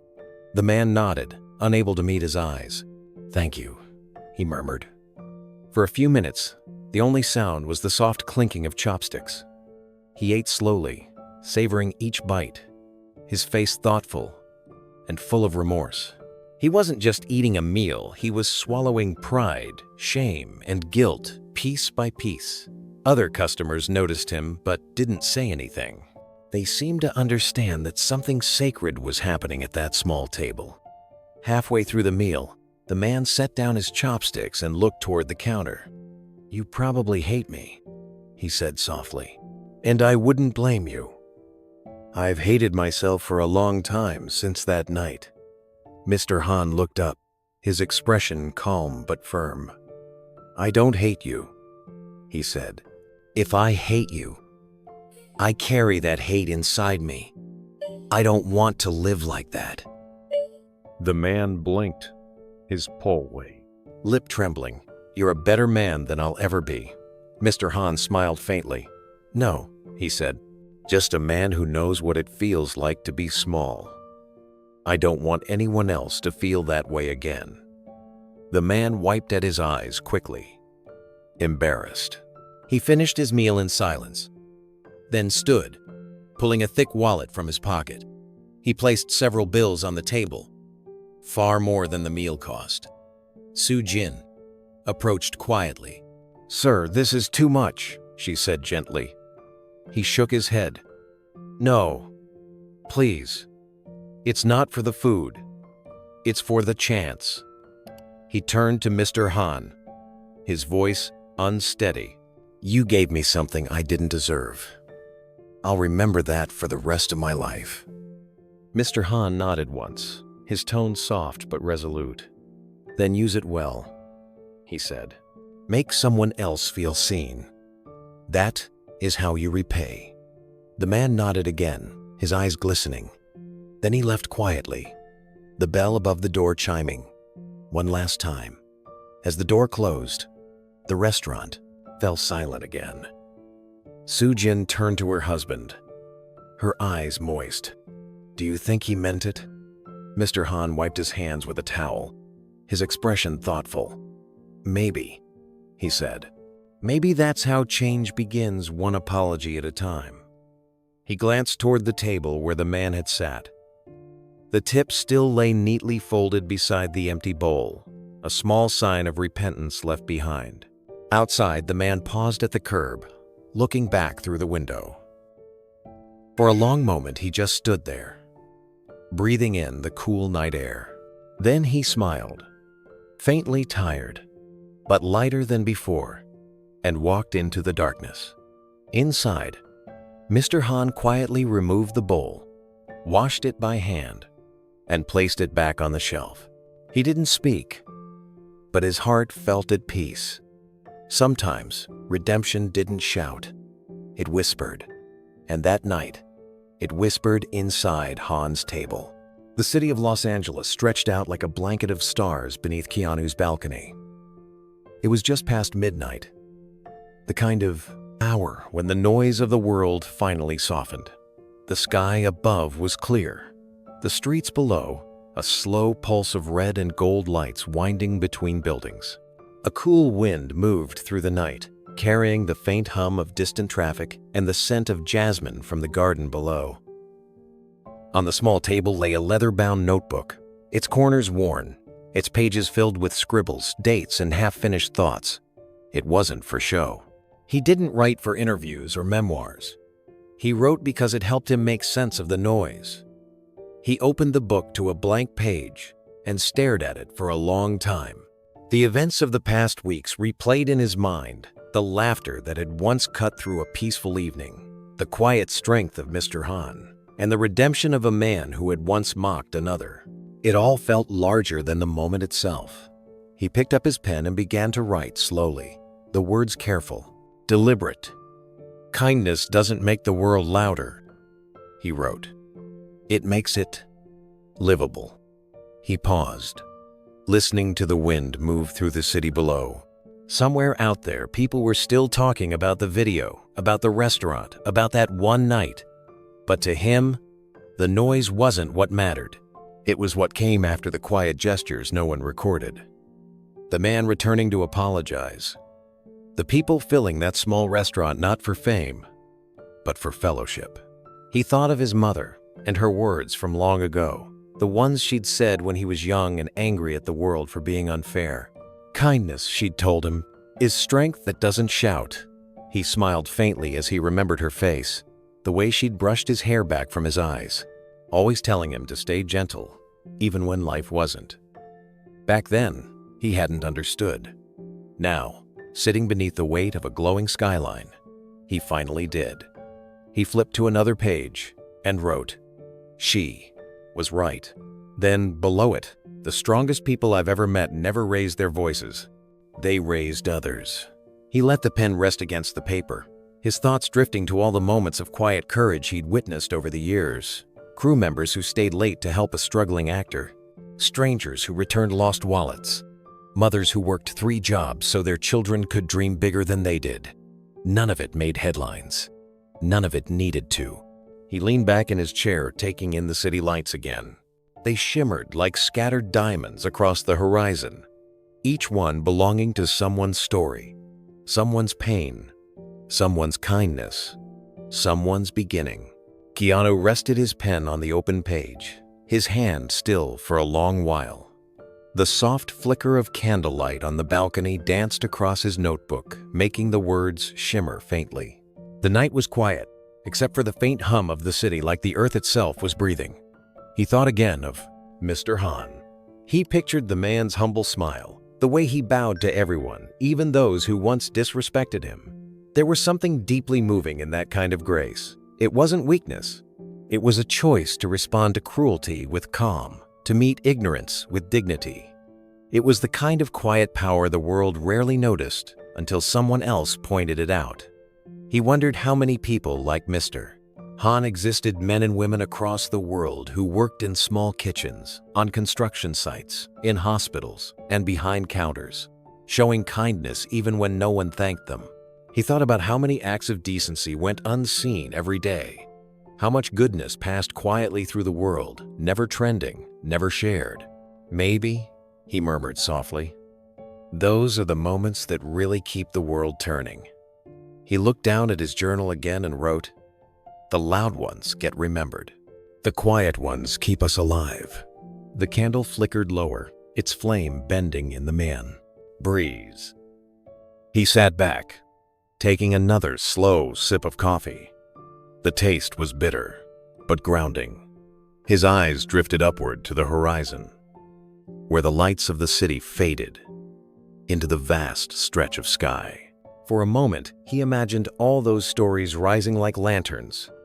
Mr. Han's forgiveness, the former bully's apology, Sujin's tears of pride, the laughter of families sharing meals at Han's table. Each one was its own small light, burning softly against the darkness. He closed his eyes and breathed deeply. "People like him," he whispered. "They make the world gentle again." He glanced at the framed photo sitting beside the notebook. It was one of his mother, taken when he was a boy. Her smile was kind, her eyes full of quiet determination. She had worked long hours, raising him through uncertainty and hardship, teaching him that strength wasn't in fighting, but in enduring. He smiled faintly, whispering to the photo, "You'd have liked Mr. Han." Leaning forward, he scribbled one final line across the page. "The greatest strength is kindness that expects nothing back." He capped his pen, letting the words settle in the stillness of the night. Somewhere below, a siren wailed briefly and then faded. The city continued, unaware of the small moment unfolding on a quiet balcony above it. Keanu looked up once more at the vast expanse of sky. The stars were faint tonight, but one or two glimmered through the haze. He imagined his words joining them, small, invisible lights scattered among billions of others. He smiled softly, thinking of the chef again, of the way Mr. Han had stood behind his counter with calm courage while the world watched. His voice dropped to a whisper, so low it barely escaped his lips. "Good job today, Mr. Han." He closed the journal and sat in silence, the night wrapping gently around him. The city lights shimmered below, a living constellation of lives and stories, some loud, some quiet, all connected. And somewhere, in a modest restaurant on Rosemont Avenue, a chef cleaned his kitchen and turned off the lights, unaware that across the city, a man who had once defended him was now thanking him under the stars. The story of Mr. Han and Keanu had already touched millions, but what came next would take it even further. A week after the American Dreamers interview aired, a college student from San Diego posted a message on social media that read, "If one man's kindness can change the life of a chef, what if we helped change the lives of hundreds more?" Attached to the post was a link to a new GoFundMe page titled, "Support Immigrant Dreamers in the Kitchen." The idea was simple: raise funds to support small restaurant owners, and aspiring immigrant chefs who faced discrimination or financial hardship. Within hours, the page caught fire. Fans from around the world shared it, using the hashtag #DignityTastelikeThis. Donations poured in, some just a few dollars, others in the thousands. Mr. Han and Sujin didn't know about it at first. They were too busy running their restaurant, too humble to imagine that strangers were now raising money in their honor. When a customer showed them the link one afternoon, Mr. Han stared at it in disbelief.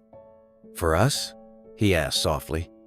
"No," the young woman replied with a smile. "For others, like you." Sujin covered her mouth in awe. "People are so kind," she whispered. But something else was happening quietly behind the scenes, something they didn't know. One of the largest donations came in under a simple pseudonym, John Wickfield. The amount was $250,000, enough to transform the campaign overnight. The organizers were stunned. They posted an update thanking the anonymous donor, writing, "Whoever you are, you've changed everything." Within a month, the campaign exceeded $1 million. Partnerships formed with local culinary schools, business programs, and community groups. A nonprofit was born, the Han Family Culinary Scholarship Fund, created to honor the story that had moved an entire world. Each year, the fund would provide $50,000 in scholarships to immigrant culinary students in Los Angeles, people with passion, talent, and a dream, just like Mr. Han once had. When the announcement went live, the media covered it widely. Headlines filled the news feeds. "Kindness Sparks Culinary Scholarship Fund. Han Family Inspires Global Movement." Mr. Han saw the report while drinking tea one morning before opening the restaurant. His cup slipped slightly from his hand as the reporter on screen explained how the idea had grown. Then, near the end of the segment, the anchor mentioned something that made his heart stop. "The largest anonymous donation," she said, "came from a donor identified only by the initials KR." Sujin gasped, looking up from her breakfast. "KR," she whispered. "It can't be." Mr. Han didn't answer. His hands trembled slightly as he turned up the volume. The report ended with a photo of the restaurant and the mural of him and Keanu sitting together. Underneath it read, "Inspired by one act of courage and one act of grace." He set down his cup and reached for his phone. There was only one thing he wanted to do now. Mr. Han stepped outside into the morning air, his phone still in hand. The city was waking up slowly, the smell of fresh bread drifting from the bakery across the street. He hesitated for a moment, staring at the contact saved simply as Keanu R. He wasn't sure what to say or how to say it, but his heart knew he had to call. When Keanu answered, his tone was calm and warm, as if he had been expecting the call. "Good morning, Mr. Han," he said gently. Mr. Han's voice trembled. "I just saw the news," he said. "The scholarship. They said a donor with the initials K R gave the largest gift."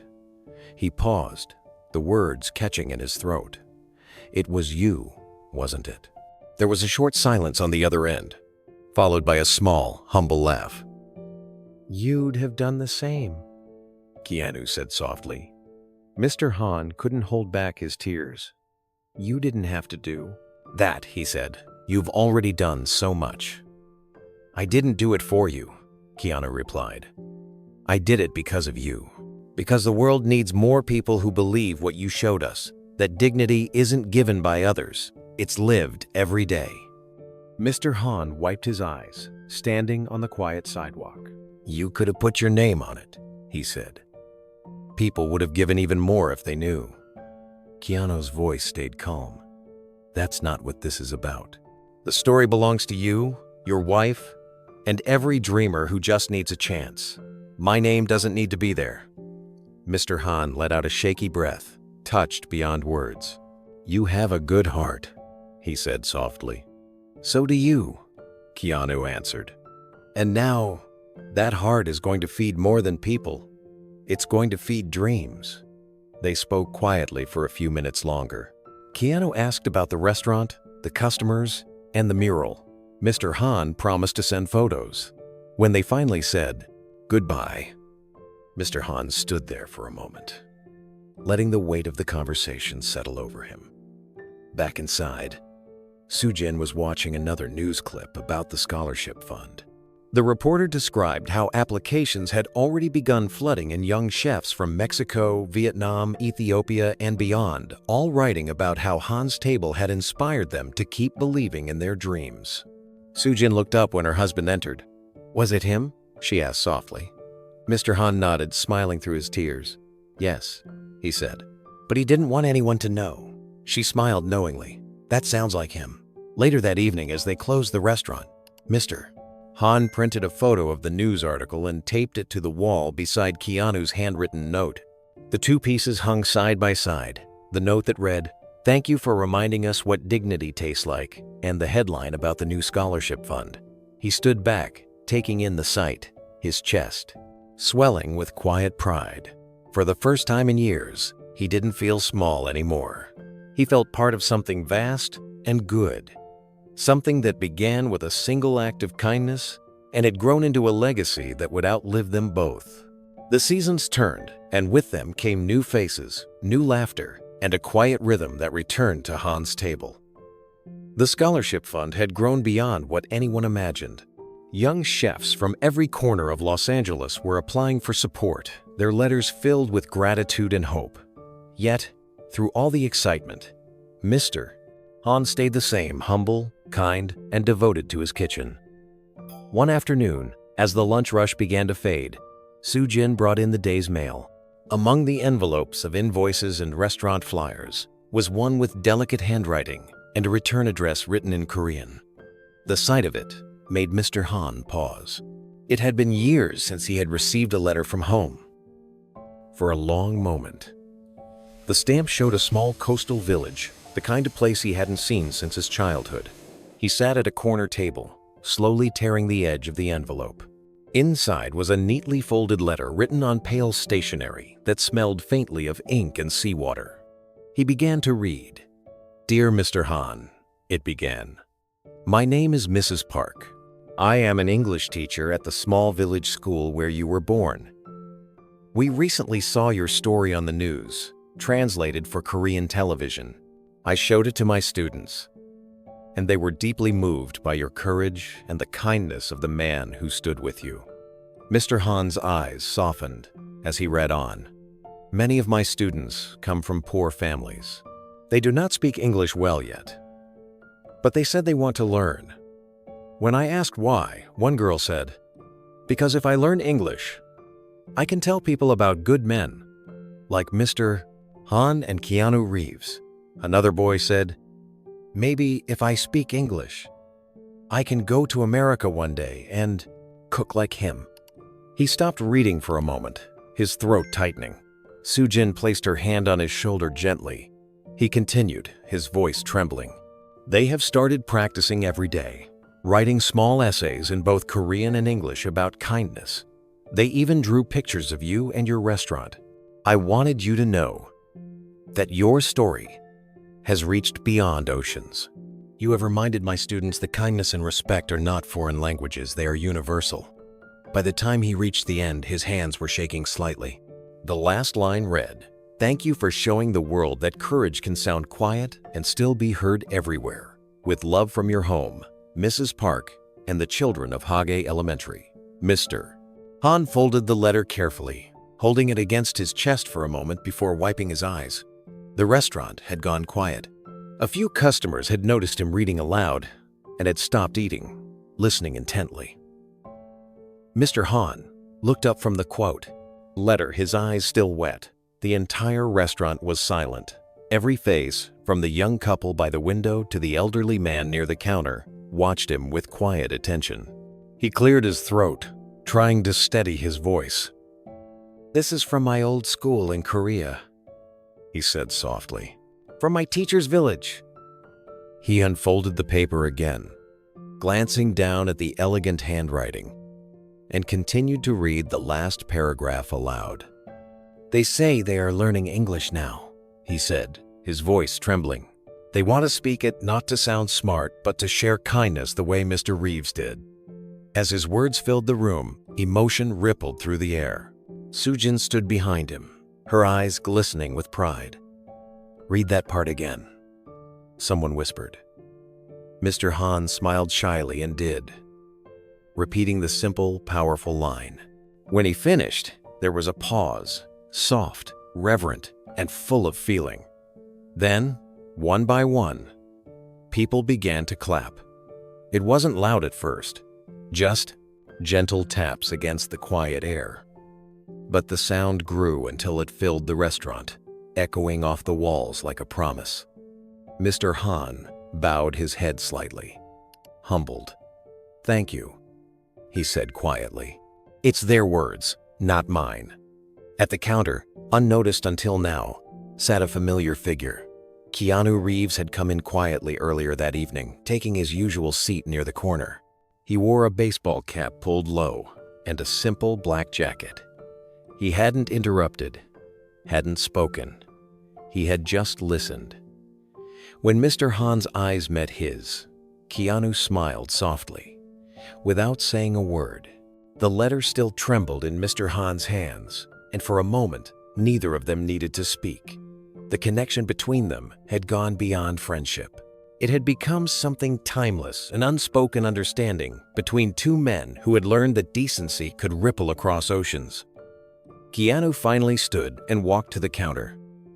"That's a beautiful letter," he said. Mr. Han nodded, his voice unsteady. "I never thought my little story would travel that far." Keanu leaned forward slightly. "The truth always travels," he said. "It doesn't need a passport." A few customers laughed softly through their tears, touched by the sincerity in his tone. Sujin brought over a framed menu and placed it beside the letter. "We'll keep it here," she said, "next to your note, so people never forget how it started." Keanu nodded approvingly. "That's perfect," he said. Mr. Han looked at him, still emotional. "You changed my life, Mr. Reeves," he said. Keanu smiled faintly. "No," he said. "You changed mine."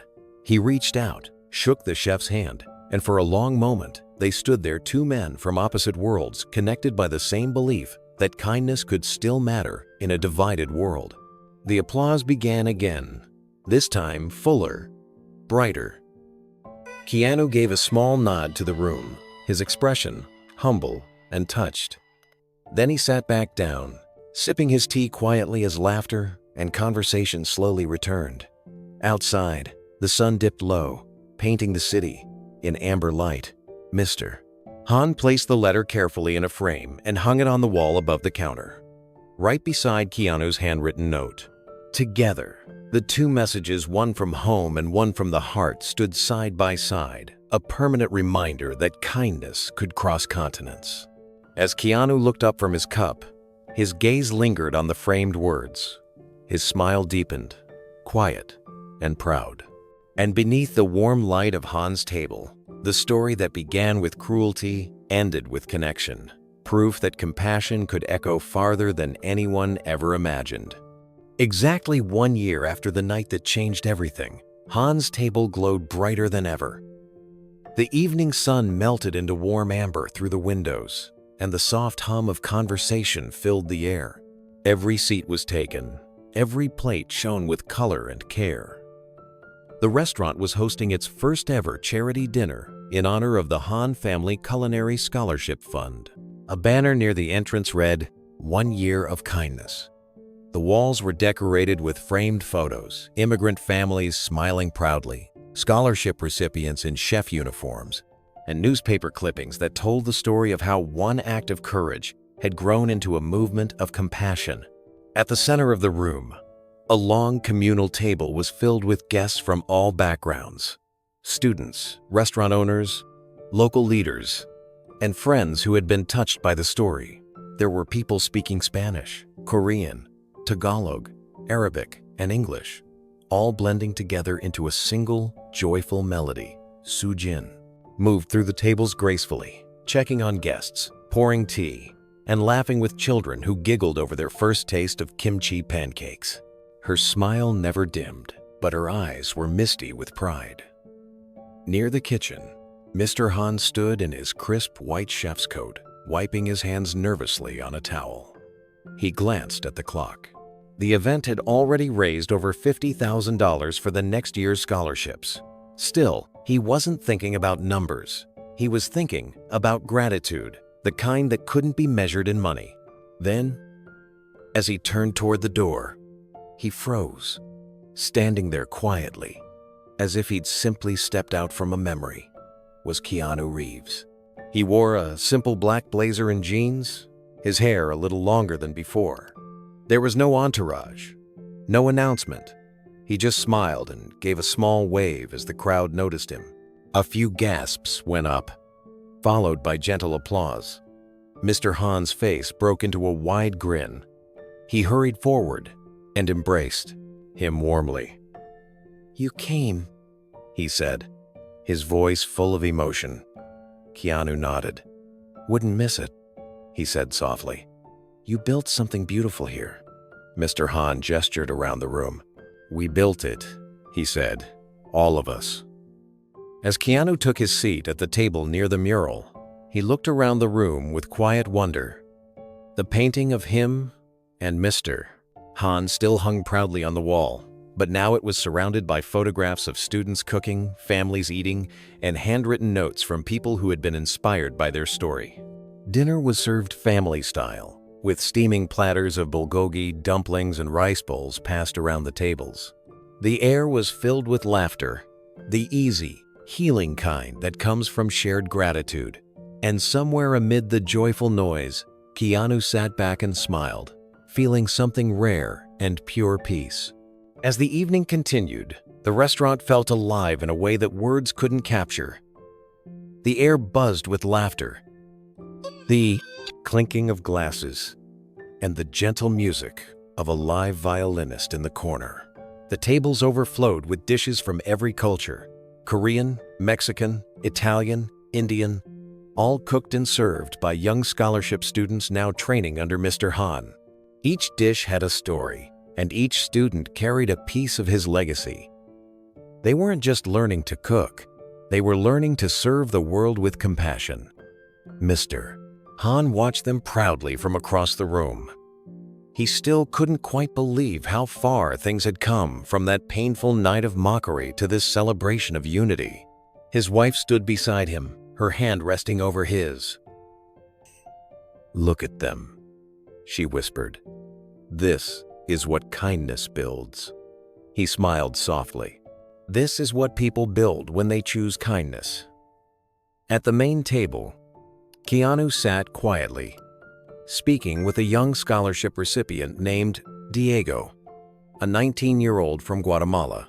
"Mr. Reeves," Diego said shyly, "I saw your video with Mr. Han in his school. I didn't know English very well back then. Now I study every day. I want to open my own place someday, just like him." Keanu smiled, his eyes warm. "Then you're already on your way," he said. "Remember, the best meals aren't made to impress, they're made to connect." Diego nodded, his face glowing with pride. When dessert was served, the lights dimmed slightly. Mr. Han stepped forward, tapping his glass gently with a spoon. The laughter faded, replaced by anticipation. "Friends," he began, his accent still soft but confident. "A year ago, I thought my story would end with shame.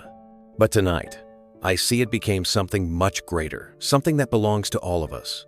He paused, glancing around the room, his eyes landing on Keanu. "I learned that kindness, once given, doesn't fade. It multiplies. It travels from one heart to another." He lifted his glass, his voice steady now. "So tonight, I make a toast to those who see humanity before nationality, to those who understand that every culture has its own flavor, and every person has their own story." A murmur of emotion swept through the crowd. Glasses were raised. Keanu stood quietly, his eyes meeting Mr. Han's across the table. He raised his glass too, adding softly, "And to those who cook love into every meal." The room erupted in applause. Deep, heartfelt, and thunderous.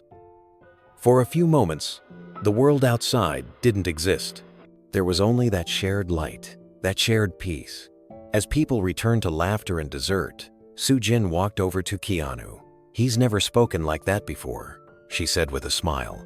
Keanu glanced toward Mr. Han, who was still shaking hands and thanking guests. "He's become what he always was," Keanu said quietly. "A teacher, just one who uses food instead of chalk." Later, when the night wound down and guests began to leave, Mr. Han stepped out to the doorway beside Keanu. The streets outside glowed softly beneath the city lights. "Do you ever think about that first night?" Mr. Han asked. "Every day," Keanu replied. "It reminds me that goodness still works, even when no one's looking." They stood there together, watching the final guests drift into the night, the laughter from inside still echoing through the doorway. It wasn't just an anniversary. It was a promise kept between two men who proved that empathy could feed the soul, and sometimes even the world. The morning light crept slowly across Rosemont Avenue, spilling through the windows of Han's table like soft gold. The city was still waking up, its noise gentle, distant. Inside the restaurant, everything glowed with quiet purpose. The mural of Mr. Han and Keanu had faded slightly over the months, but the warmth of it remained the same warmth that now lived in every corner of the small space. The new sign above the door read Han's Table Home for All. It had been added just a few weeks earlier, painted by one of the scholarship students who said the restaurant had changed his life. Those words summed up everything this place had become. Inside, the day was just beginning. The kitchen lights flicked on. The sound of sizzling oil and clinking plates, breaking the silence. Mr. Han stood behind the counter, his hands resting on the polished wood, smiling softly as he watched a young boy arranging napkins on the tables. The boy couldn't have been more than 10. His black hair fell into his eyes as he worked carefully, folding each napkin twice before setting it beside a pair of chopsticks. His small hands moved with care, almost ritualistically. "That's good, mister," Han said, walking over to him. "Very neat. Your mother will be proud." The boy grinned shyly. "She said I should learn from you," he said. "She says you make food that makes people feel brave." Mr. Han chuckled softly, moved by the words. "Maybe," he said, "but it's not about bravery. It's about love. Cooking is how we show people they belong." The boy nodded, as if he understood something far beyond his years. "When I grow up," he said, "I want to cook too. Maybe for people who feel lonely." "Mister." Han paused, looking at the boy for a moment, before resting a gentle hand on his shoulder. "Then you'll be a great chef," he said, "because you already know the most important ingredient." The boy smiled proudly and went back to his work, humming quietly as sunlight bathed the tables in gold. Soo-jin came in from the kitchen carrying a tray of freshly baked bread, her apron dusted with flour. She glanced around at the tidy tables and smiled. "Looks like we're ready," she said. "Mister."